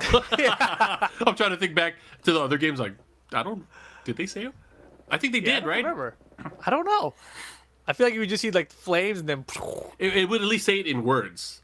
Get ready for the next battle. I think so. But here we go. Violent systems for game 1 here. I'm tripping now. I'm going to look up some videos on the tube real quick. All right, here we go. Yeah, okay. Fight. We'll do the lore check later. 1+2. Wow. How did that miss? Yeah, that was crazy. Yeah, not even on block, running slash kick into the where you go. Get out of here. Yeah, step this. Nice, good damage here. Tondo with the early lead here, but he's gonna have to be careful. PhiDX is really good by walls. Oh boy, how is everyone gonna hit by the string? Rage mode Tondo. Duck. Oh. Unfortunate there. Round 2. PhiDX getting away with that first round. Good punish there. Had to do something. Can't let people get away with moves. Okay. Oh, Phi is looking real comfortable right now. Oh, yeah. Running slash kick. One more hit could do it. Here's a big low parry. All right, Nice. Tondo. He's going to get the wall for never mind. Double There it is. He got it. Yeah, for sure, Mark. You're right. For sure. Wait, re-combo? Ooh. Oh my gosh. It's not enough. Run 3! Of course it would be. That was so sick. Oh Yo. my gosh. That was sick. Do it again. Tondo is one of the few Mishimas who likes using running 3. Oh, I thought he was going to electric that. Base stab. Nicely done, PhiDX. Yeah, just gave him a haircut. Follow up here. Into the emo man. What's the mix-up? Go for it again? No. Goes for the shield bash. Hey. Oh, Caught him moving. yeah, he stepped right. Oh, the conversion. Stature kick. Yep. Yo, the jab to electric stick. Oh, no. He wasn't ready for that. Yeah, definitely not. Tondo up close punish game has been questionable throughout the entire day, but that block punish was on point. Yeah, he recognized he missed it before. He's like, I'm not missing it again. Yep. Not on my watch. Let's go. 2 rounds up. Into the hell streets. Blenders are out. Man, We're that was making really smoothies. scary. We're making smoothies. Okay. Again, caught him. That's unfortunate. Big time.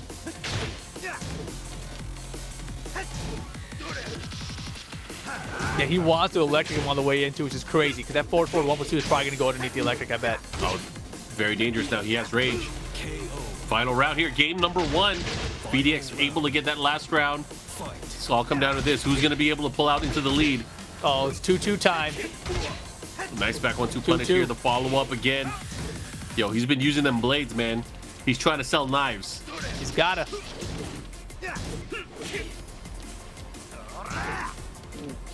Rolling those R's. What else he got? Here's the hell sweep. Went for the wall setting 1+2. Not able to do anything out of it. He's in the red now. This is where it gets scary. Ooh, yeah. Ooh, yeah. Wait. Oh my gosh, he went for the drive, but he got kicked out of it. PhiDX hangs on in the first game, which is so important here. Best of 3, right? So first to 2 games, and Phi gets the first one. But damn, that was close. All the pressure's on now. What's he going to do? Is he going to stick Kazuya? We've seen him use Heihachi a little bit in one of the sets earlier today against Divine Exorcist, but he's now in a situation where the next game could be his tournament life. It might be all done. Yeah, What's I he mean, gonna the good do? news here is that at least the top 4 all get paid, right? So everyone's getting paid that's left in this tournament right now. But of course, every match you win, it's like a bonus $50 at least, right? So we'll see Money. where things end up here. Cha-ching. All right, so I'm thinking here he's still going to stick to Kazuya. That's at least my feeling. Yeah. Wasn't too bad of a match. There was a lot of executional shortcomings here in the match. Yep. But I feel like he can get over that. And, you know, we've seen him before. He's been making comebacks throughout the day. So let's see what he does. Let's see what he does. Yeah, and Phi is struggling all over the place. You know, like he's getting caught by electrics left and right. He's trying to move and getting clipped. So it's hard out here against, especially against Tondo, who's just willing to throw out the electrics. Yeah, I mean, Mishima are scary because their ability to use dashing electric to catch even the slightest movement, and that's, I think, why I like seeing the Mishimas. It's just so cool, like to be able to, like, oh, you flinched, you died. That's kind of stuff. Oh, we're going to the souk, the market. Yeah, this stage has grown to me a lot. I feel like this was the stage in early Tekken 7. So it kind of got played out for me a little bit. But then now it's been long enough when more stages have been added that you don't see it as often as you used to, I feel like. So whenever I get it, I'm like, oh, cool. Souk's back. Back in the mix. Here we go. Big match for PhiDX. PhiDX is up 1-0 in the set right now. Looking to get into our lower bracket finals where Geesh Joestar is waiting. He's going to be facing one of these 2 players. But Tondo, it's all on Tondo right now. Tondo has a chance to catch up and tie it here. Round Oh, 1. he's suited and booted. I feel like Tondo has lost every first game in every set. So he's still in the tournament, though. So he keeps on winning the first 2s anyway. Nice. Wow. 1-2. Oh, my gosh. Slashing.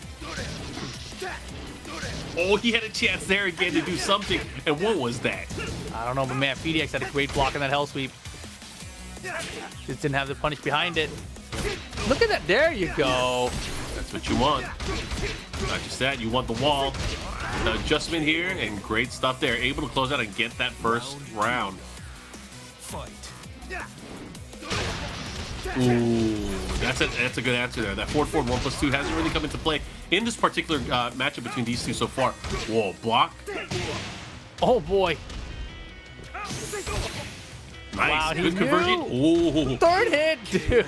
Yo, just like that. 2 very quick rounds here from PhiDX. He is on the verge of eliminating Tondo. Wow, he had the block, but man, that second hit's always a mix. Yeah, good Tondo. punish there. Stature. Oh, that's rough. Yeah, just out of range. Wow, he went for it, and he gets the conversion, double up on emos. Double emo sounds like PhiDX. Oh, it's just a split second too late there on the punishes there. That's gonna hurt. That's gonna be it. Wow. PhiDX with a very, very convincing 3 rounds straight. Tondo now getting 4th place here during PlayStation Fight Nights. Wow. There you see it. PhiDX 2-0 over Tondo. First game a lot closer than the second one was, but it will be PhiDX moving on to the losers final of this tournament then to go up against 2D Geese Joestar. And Phi played that very well, man. I mean, oh, yeah. You know, the blocks were on point for the hell sweeps. I mean, he blocked the first hell sweep, and then he was like, oh, bro, I didn't punish that right. And he's like, wait, I'll block the next one too. Like, impressive reactions. Yeah, got to give it up. Of course, Tondo getting 4th place here. He definitely gave us some great moments throughout this. You guys can see some of the action that we just saw between these two players. Yeah, this running slow-mo over the top. Boom. And it went down to the final moments there. Of course, going to the final round. But second game, not as good. Not as good for Tondo, at least. PhiDX having a very, very amazing 3 rounds straight, very dominant fashion. Now moving on. So he has a chance to fight for not only more cash, but also better placing throughout the tournament. Yeah, and it gets interesting now, right? Because the person who sent PhiDX to the lower bracket in the first place is Geese Joestar. That is his next opponent here. This is the run back. Phi lost 2-0 before. You know, and before it was like 55-45. I thought PhiDX was going to take it. So now he gets the chance to prove me right. Don't let me down, Phi. Don't make me look completely wrong about this. All right, PhiDX, of course, you've seen him throughout the entire day, representing that Noctis, fighting again to continue on. Now he's in the lower bracket finals. He's going to be going up in an extended set against Geese Joestar, the person that sent him into the lower bracket in the first place, as you mentioned before. What do you think?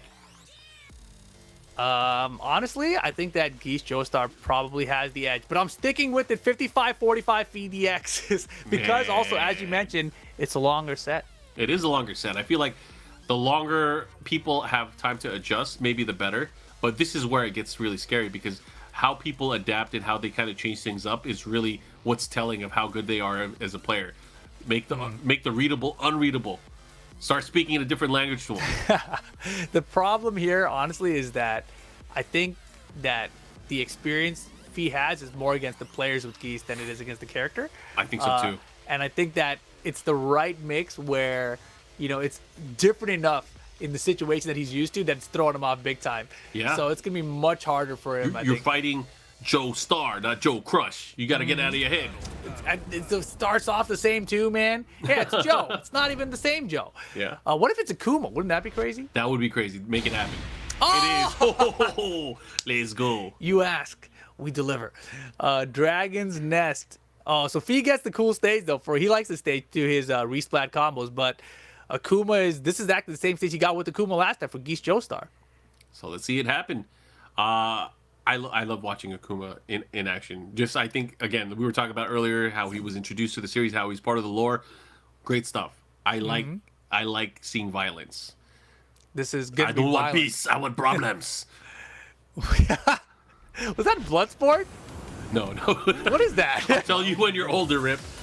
I'll link you to the clip. Your accent there sounded like Van Damme. And it threw me. I was like, wait a second. It sounded like Van Damme. I'm honored. Like very angry Van Damme. All right, here we go again. Geese Joestar making use of that power crush. Oh, wait a minute.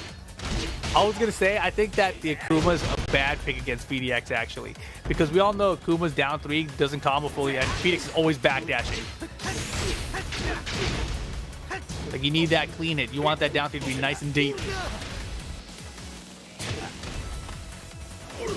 All right, keeping that pressure. He does have rage as well. Wow, nice adjustment there for that combo. Wow. You only got one resplat. Do something. Yo, How about damn, die? let's go. Where was the backdash, PhiDX? I just talked you up. That was a very long first round, and the amount of stuff that Akuma did, that was crazy. He used the meter though, so that is I guess the one silver lining to. But if you really think about it, he didn't have a meter when he started that round, so it didn't matter. Yeah. He just got more meter than he had last round. Yeah. That's true. Trying to get him there. Let's see what he does. Again, brandishing that power crush. The focus attack dash cancel. So scary. Wow. Caught him out of the air. And Geese Joestar is cool, but he does like to jump quite a bit. Oh, nice low parry. Oh boy. Yeah, wow. That wall off axis. Doesn't matter. Get him out of here. Yeah, I just realized this is why his Geese jumps too, because he plays a lot of Akuma. Oh, he's one of those. He's a jumper. All right, keeping that pressure there. Good running 3. Pushing him towards the wall, but they trade, and he still. Oh, I thought he was gonna get the conversion. Not Yeah, it able looked to. like it. It looked like he should have picked up too. It's kind of funky. All right, back to homing attack. Wow. Nice down forward 2. Able to get the whip punish. The follow up here. Here comes Phi. What's he gonna do? Gives his opponent some space.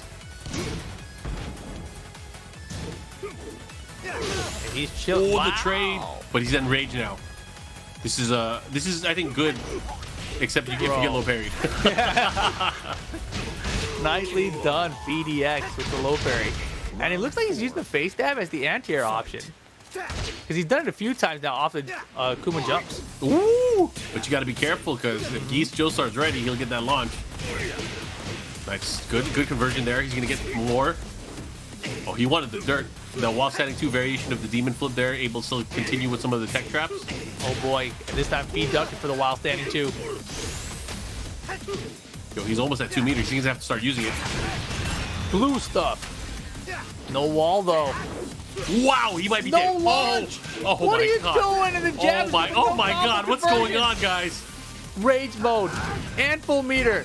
Don't call it this Geese. Whoa, what are you doing?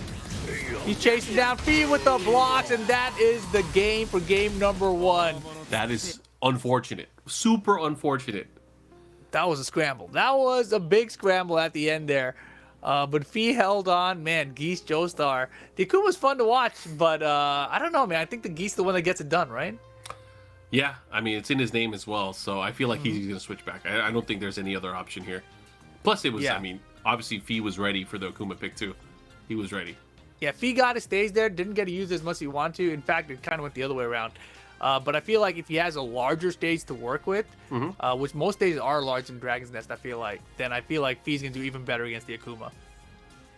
We will see. Either way, I think, again, the momentum that Phi was able to build up, especially in that last game, it could very well carry over here. I feel like if you're in the right groove, even regardless of the character you're playing against, if you feel like you're in control, you could probably steamroll somebody. We saw it in the Tondo match. Man, Phi like really went in, and he was able to pull off a lot offensively in that matchup. So let's see what he does here. Yeah, I think that, Phi, especially now, right? Because since he's lost, he's had this path to losers. So Yeah. he's just going to be building up momentum as he gets his way further into this tournament. And so he is very warmed up. Let's put it that way. Yeah. And right now, if you're Geese Joestar, you have to bring out the Geese, which is what he's doing right now. And look Bring at that. him They out, bring ran him them out. back there again. Dragon's Nest twice in a row on random. Oh, how lucky for PhiDX. Right? It's destiny. It's meant to be. All right. Good luck, Geese Joestar. And he did win 2-0 with the Geese, right? So technically in this tournament, he's never lost a game with the Geese Howard to PhiDX. That is true. I mean, this is obviously he's already proved it before. He was able to beat him. Right. So let's see if he could do it again. I have a feeling that he can. So let's see. Again, it's all going to be on PhiDX and how he has adjusted to their last meetup. Round 1. Let's see. Oh boy. Backdash whip punish. That's something we did not see enough of, I felt like, in the first set. Wow. Sidestep right, down forward 2 for the launch. Here comes the combo. Wow, and gets swiped. Okay. And I don't know what it is, but Phi is getting caught by so many of these forward 1+2s. And look at Geese Joestar just standing like, I got the lead, bro. Oh, I remember definitely now. does. Completely between these two guys. Geese Joestar landed so much down force in clutch moments against PhiDX. Oh, man. Do the strings. The blue stuff spent now. Rage mode, picking up float conversion. It's enough. He's hella dead.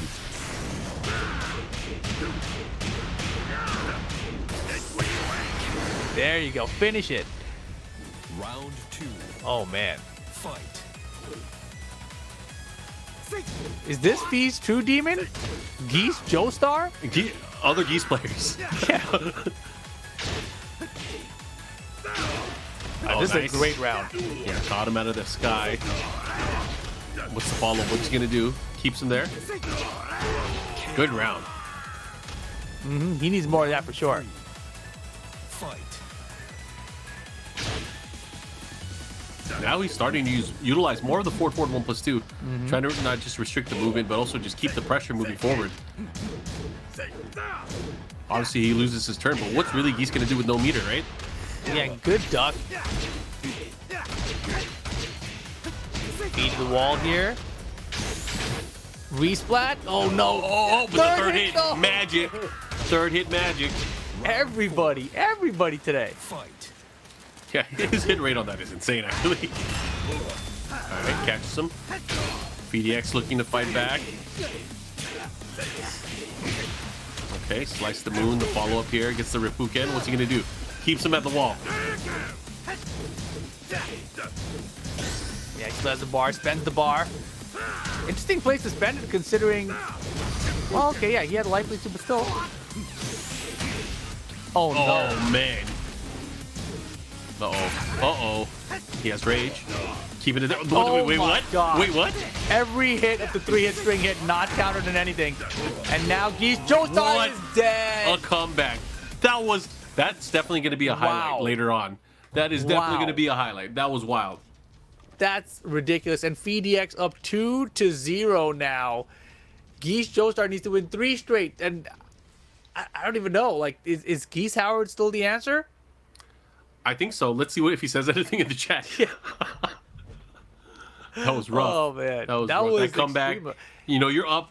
They have like 3% of life left, and then that's just it's unfortunate. But man, that's the state of how things happen. So you get a big combo by the wall, you guess wrong once, all over.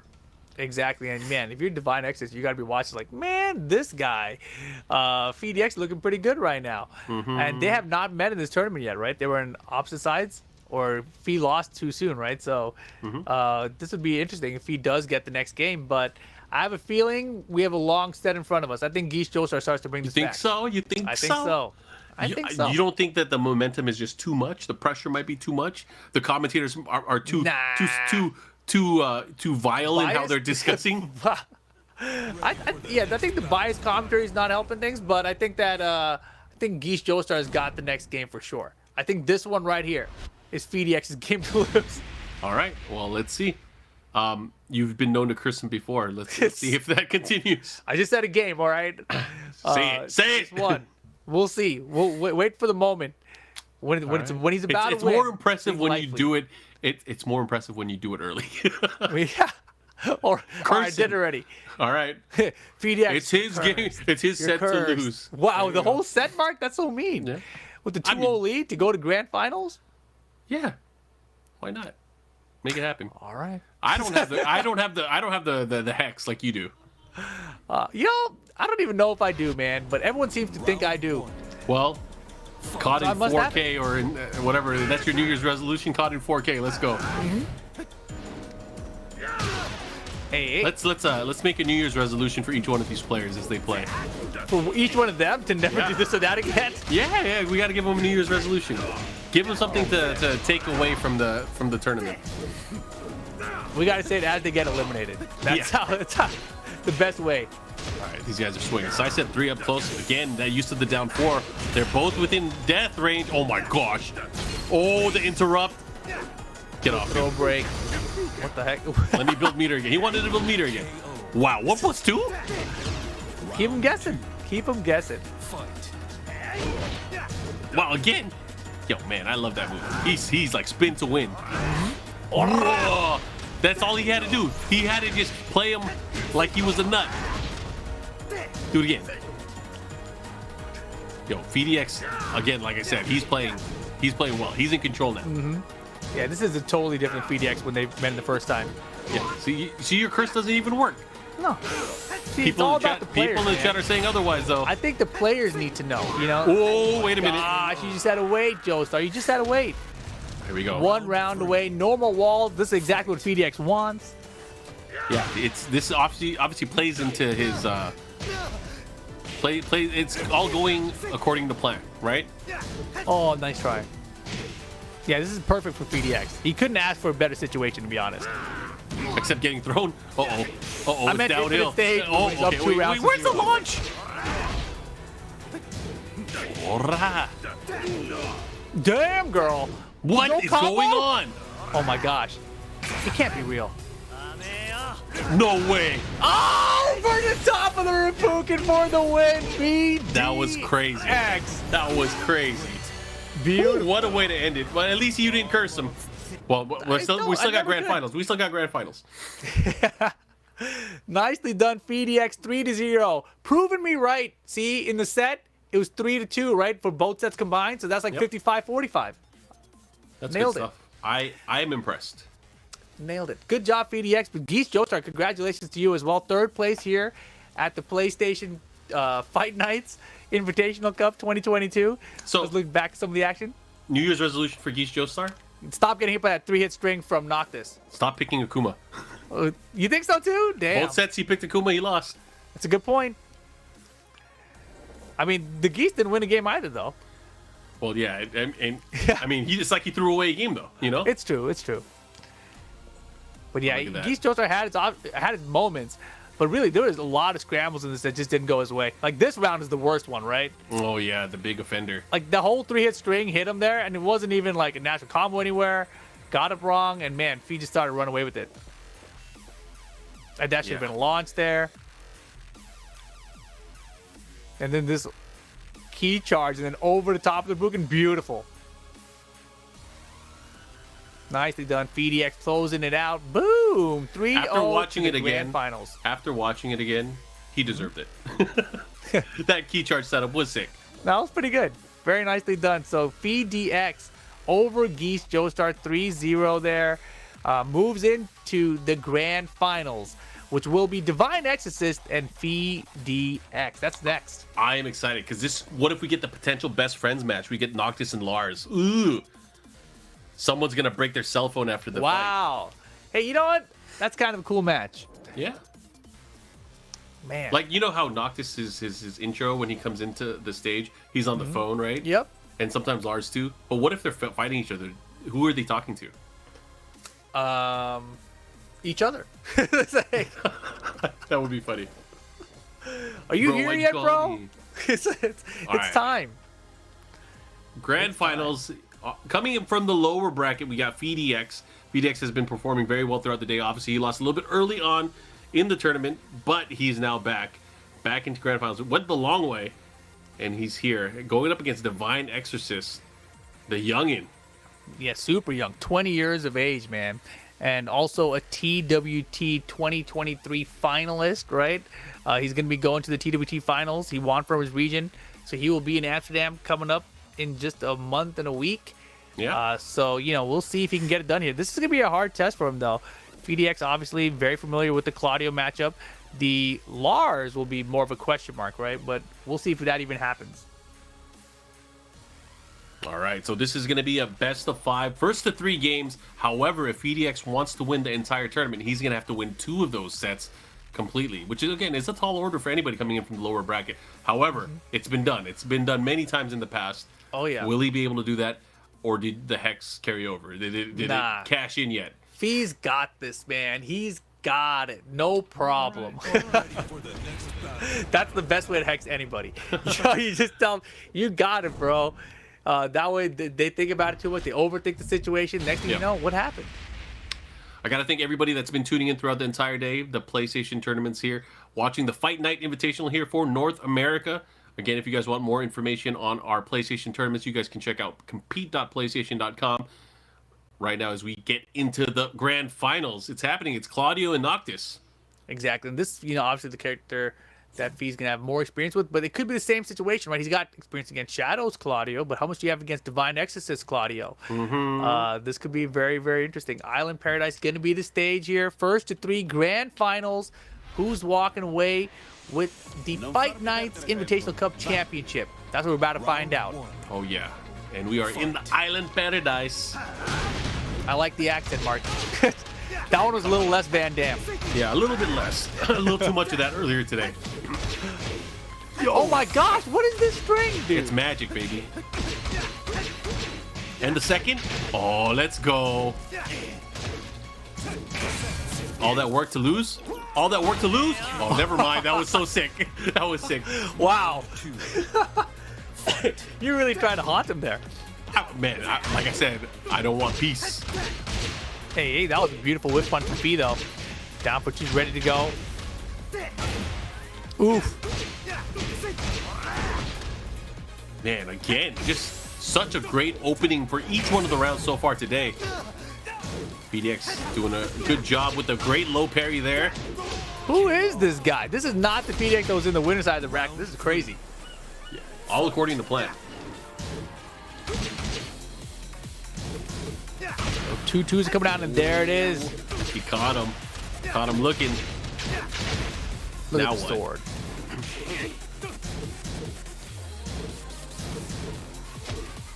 Nice. Will he be able to fight out of it? PhiDX again coming from the loser's bracket. He has his work cut out for him. He has to win 2 sets here if he wants to be our champion. Divine Exorcist doing a great job making some adjustments now. He does have a slight life lead here. Oh, the hop kick, though. Caught him stepping. Oh, man. And how many times have we seen Divine Exorcist bring it back? Quite a bit. No stranger to fighting from behind.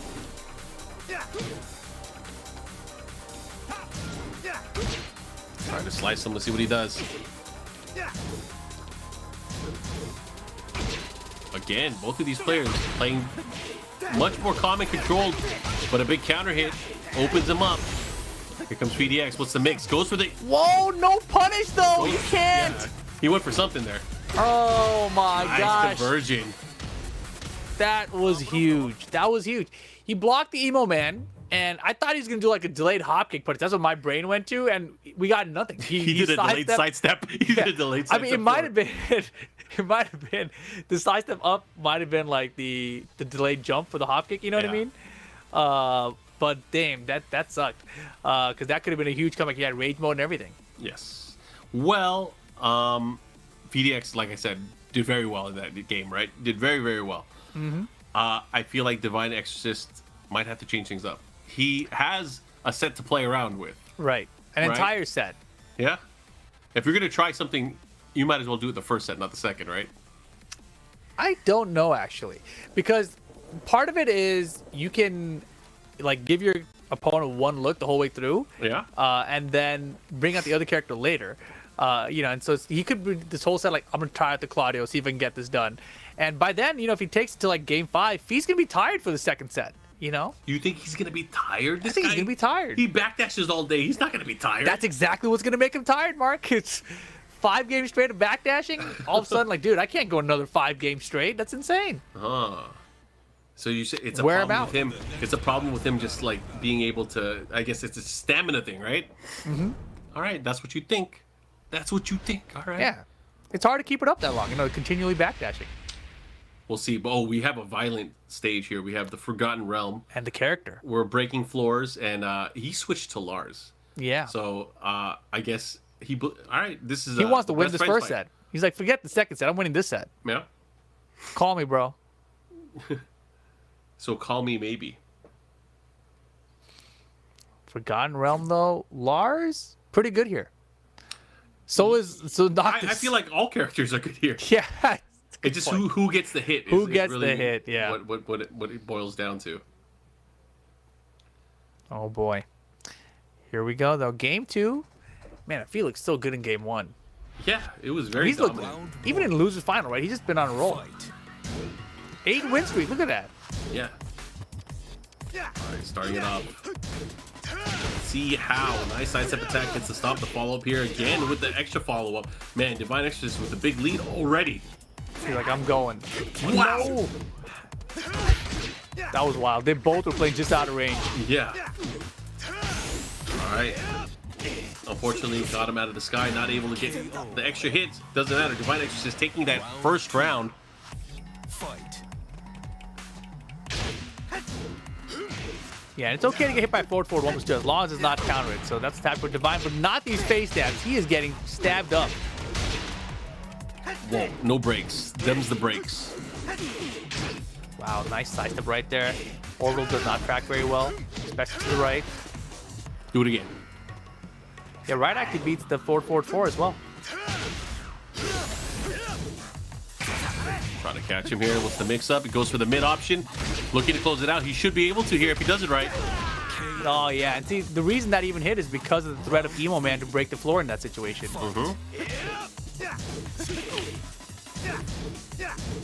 Yeah, forward 1+2 is such a great move, especially with the opponent's back to the wall there. Because of that spin stun, it'll give him a splat at the wall. But he essentially, I guess the downside to it is he essentially loses his turn once he's blocked because he's in such a negative state. Exactly. Here's the floor break from Phi. Oh my goodness. Here we go. Yo, PhiDX is continuing with that momentum. Yeah, this is wild. I don't know if he wants to lose a game here. He's like, I'm done losing games tonight. Yeah, Arc Blast blocked, gets punished. The 2-2 is good enough for to reach as a whip punch to the down back forward. That was wild. That was pretty good. I mean, he has swords. This is kind of crazy. Him and Yoshimitsu, man. What's gonna happen? Oh, gets the counter hit, but unfortunately they trade blows, not able to capitalize. And Phi is doing such a good job in the neutral range just to avoid the down back 4 range. Yeah. No, downstairs. Gets the follow-up here. Let's see what he does. Goes straight for the shoulder into the mix-up. Nice sidestep attack. Nice dunk, but nothing out of it. Divine Nexus, do you have something left here? Gets caught by the rage drive. PhiDX 2-0 so far. Yo, it's looking really good for PhiDX because not only that, he's up 2-0. If he gets one more, he is going to reset the bracket. Yeah, and the games aren't looking very close. Like the rounds seem to be headed in Phi's direction, right? Overall. So I don't even really know. I mean, I think the big thing I'm seeing so far is the face stabs. There's been a lot of counter hits landing for PhiDX. So if you're Divine Nexus, you know, he obviously likes the offensive flow he's got. So sometimes I think that rhythm is actually what's getting him caught here. Yeah, I mean, I feel like, again, when it comes to these matches, sometimes you get into a comfort zone, and it's hard for you to make adjustments on your end, right? To kind of mess up your opponent's timing, mess up their expectations. I feel like he did such a great job the first against a lot of his opponents earlier, but I feel like Phi's just feeling comfortable. You could just tell by the way he's playing that he is he knows when it's his turn. He takes advantage. He takes initiative. He's been getting counter hits here and there, and I think that's where it's tough. He's been landing a lot of whip punishes too. So again, I think Phi's ability to utilize movement, but also his offensive pressure, it really opens up, and it's probably a bad combination for Divine Exorcist to go up against. Yeah, I love it when things are a bad combination. But, you know, PhiDX right now, you're right, he has incredible confidence because everything he's doing seems to be like the right answer, right? So when everything is going your way and everything's working, you just have more confidence in doing what you're doing. So let's see if we get another character, and we do. It's going to be Miguel this time for Divine Exorcist on Hammerhead stage. So Phi gets home court advantage for Noctis. But the Miguel is something I have not seen yet from Divine. Oh, yeah. Well. We got Miguel coming into play. Not sure if it's going to be a good pick yet. However, he might know something that we don't. But Miguel definitely a character that has good damage if he's able to land the hits. Yeah, this should be an interesting choice. I mean, especially with the way that Divine plays, I feel like Miguel could be very strong in his hands. Yep. But we'll see. We are going to the Hammerhead stage. We are in the home stage for Noctis, and he got his homies in the back as well. You can see the chocobos there. Hey.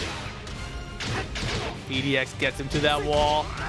He's like, this is my practice stage, bro. I know exactly where it is. Oh, no. Able to land the follow-up here as well. Nice. Look at Good the adjustment. combos. Yo. The perfect. He is feeling great. This Miguel pick might have been a throwaway. I mean, we'll see. He might need to just warm it up a little bit. Oh, no. Too far. And, you know, Claudio hop kick there would have probably worked. Oh, he was ready. Patience, just stand there.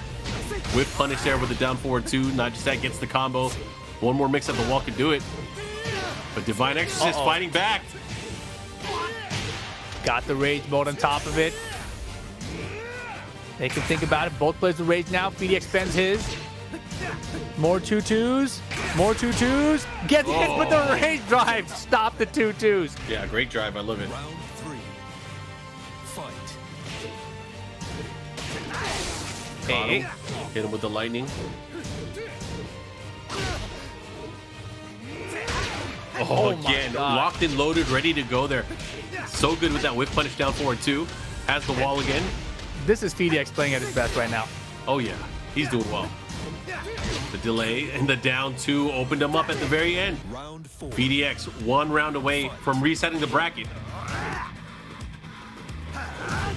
Man, it would have been a 3-0 reset too. That would be incredible. Counter hit. Forward, 1+2. Oh man, now you got to guess. Doing such a great job. Already had revenge against Geese Joestar, the person that set him into the loser's bracket earlier. Now on a rampage, on a tear against Divine Exorcist. Man, Divine is in big trouble. Oh yeah, Look oh at my this. gosh. Look at that. A Reset. Let's go. PhiDX 3-0 for the reset here against Divine Exorcist. Divine tried out 3 different characters too. That's the crazier part to me, right? We saw everything he's got to offer basically. I mean, unless he's got more. Yeah. But I don't even think it's the offense that's killing him here, right? It's just defensively against Noctis, he's having a lot of issues. Yeah, I feel like, especially in this situation, now that we're at a reset, now it's going to be a race to 3. That's going to decide everything. What do you do here? Do you have to like maybe sit back, take a deep breath, go back to the basics, go back to roots, go back to the character that got you here? What game plan do you have to employ to come out on top? Because right now, he's being outpaced and outplayed by PhiDX. It was a very convincing 3-0 in my opinion. I think he needs to play the Claudio or the Lars, but specifically he's got to throw off his own timing.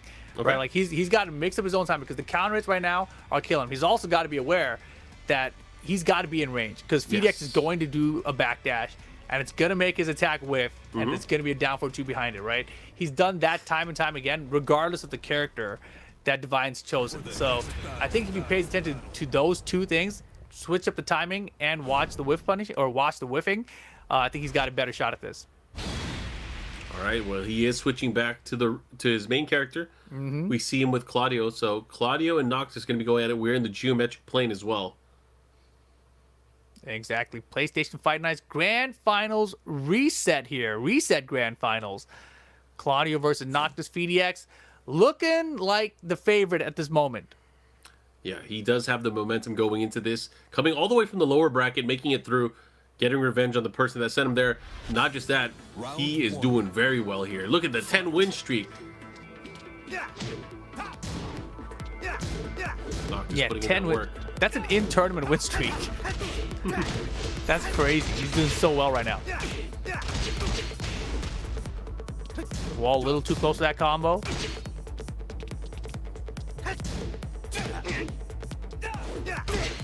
Oh, All right, nice duck. all the right decisions right now from PhiDX, defensively and offensively. Look at the low parry. Yep.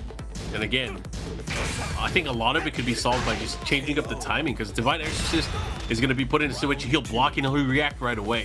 I feel like he needs to change it up there, especially if he wants to get out because PhiDX has been reacting and he's been ready and guessing right every single time. Oh boy. Okay. Nice punish there. Good patience there for PhiDX.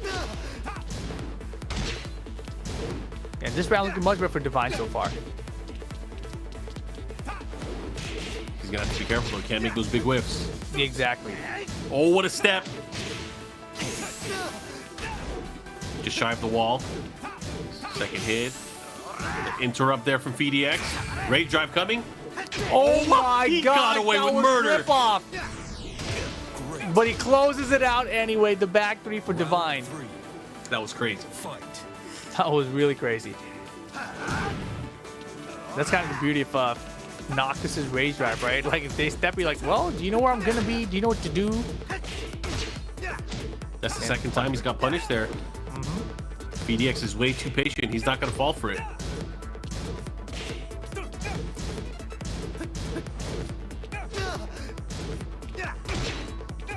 Oof. How's he going to give chase? He's trying to feed. These down twos are adding up. Keeping the life bars close here, but the side to fours for Divine are doing the same. Oh, the third hit. Oh, no. Wall position, counter hit. Gosh. Follow up, one more hit can do it. Oh my gosh. Yo. Things are turning around. Divine Exorcist getting 2 clutch hits, but maybe a little bit too close for comfort there. No, second hit, got him. Caught him reacting.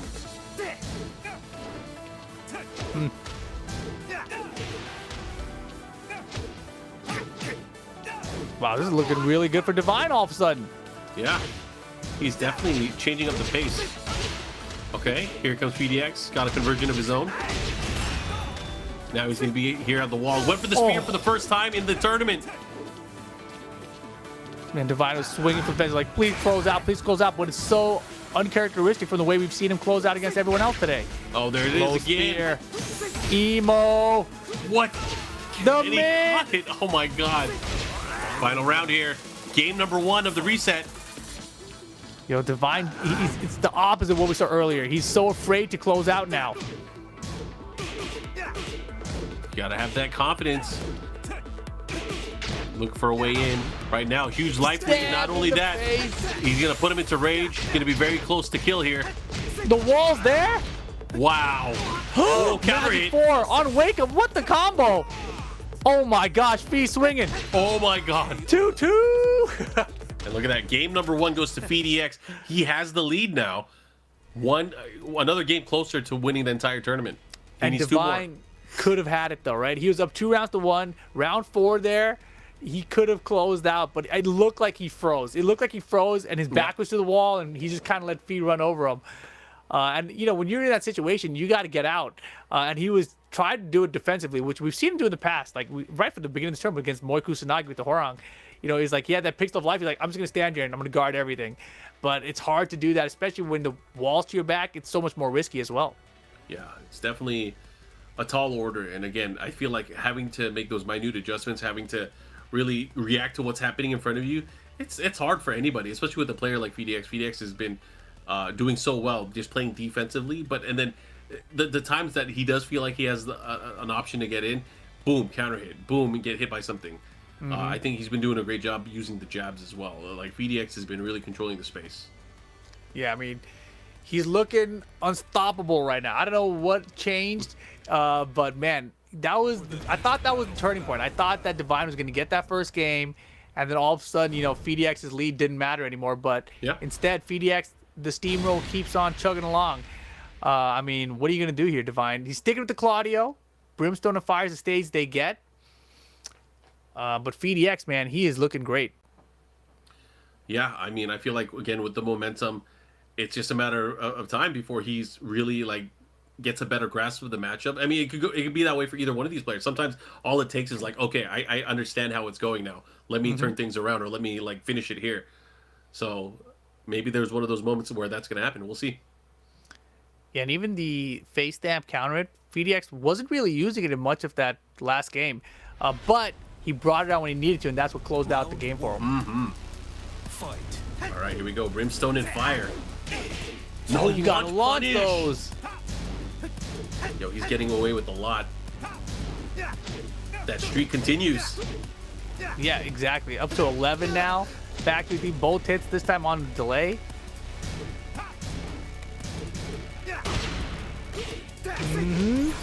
There it is. Face stab again. To the wall we go. PhiDX. Oh, yeah. Look at that. Big damage here. Now he has the lead as well. Rage drive cancel into the sidestep attack. Oh, he was ready for... Yo, if that's a way to take your turn back and not just that, put an exclamation mark on it, that's a good way to do it. PhiDX is feeling himself, for sure. Wow. That was wild. He said, get it out of here. No blue stuff today. Got him. Uh-oh, wait a minute. Wait a minute. Yo, that's a lot of damage. Well, he's done. KO. All right, there you go, Divine. It's not over till it's over. 1 round at a time, 1 game at a time. Yeah, That's all you need to do.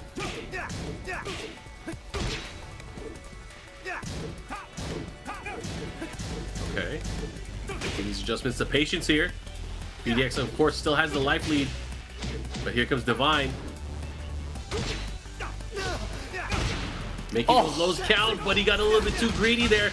Ran into the blade, the counter hit. All day for Phi. Oh, into the down 3, into the power crush. Here we go, PhiDX, 1 round away from being up 2-0. Can he do it?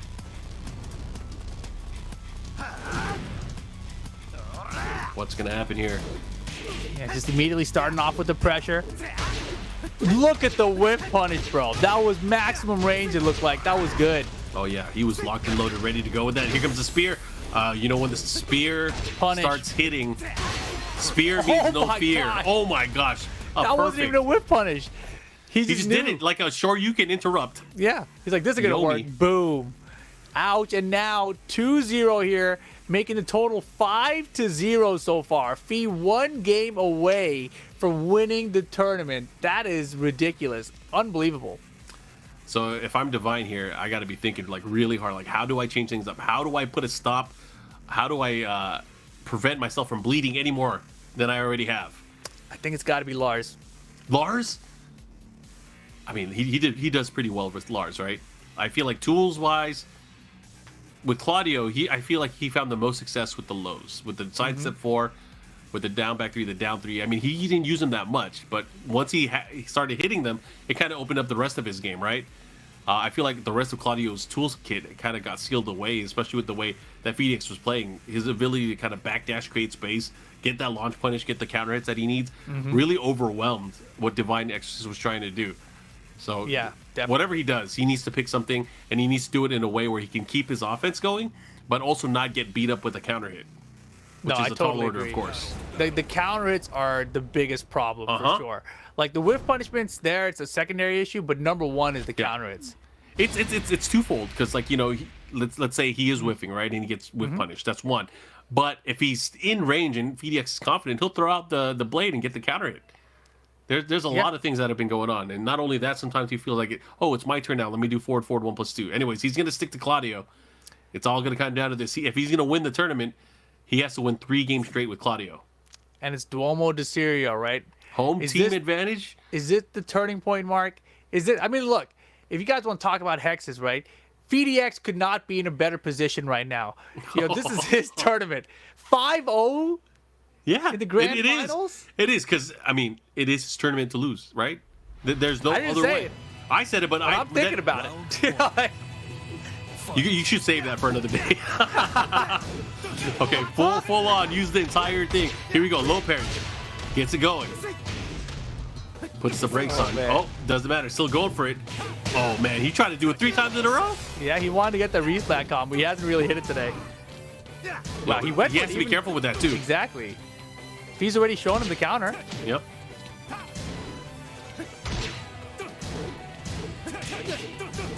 Let's see what happens. Has the wall, the positioning here. Divine, can you do it? Oh, the counter hit, the 3rd hit. He wasn't Third ready hit, for the it. string. Yo, that's it. The Royal Armament. Man, this is the power of not thinking your character's going to be in the next game. You I know, gotta get the most out of him now. now or never.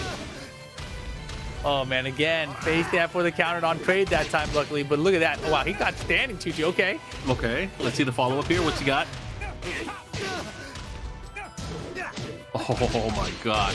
And the punish there on the block slide. All right, here we go. How are you going to deal with the positioning? Oh, again, the Yeah. counter hit. He's just forcing a reaction out of him and getting the right read every time. Here comes PhiDX. Looking to close it. Oh, boy. 1 round away. Tournament point for PhiDX to go 6-0. Not just 6-0, but 13 straight in tournament. Come on. Can he do it? Divine has to make some big adjustments here. Big down forward 2. Uh-oh. It's not looking good for Divine. Oh, but he gets the Okay. big block. This is what he needed. not over. Man, is this actually the real thing of 5-game chain and 2 rounds? This should be enough. This should be enough. With the wall here. Oh, what is he doing? He tried to style on. He's playing with his food.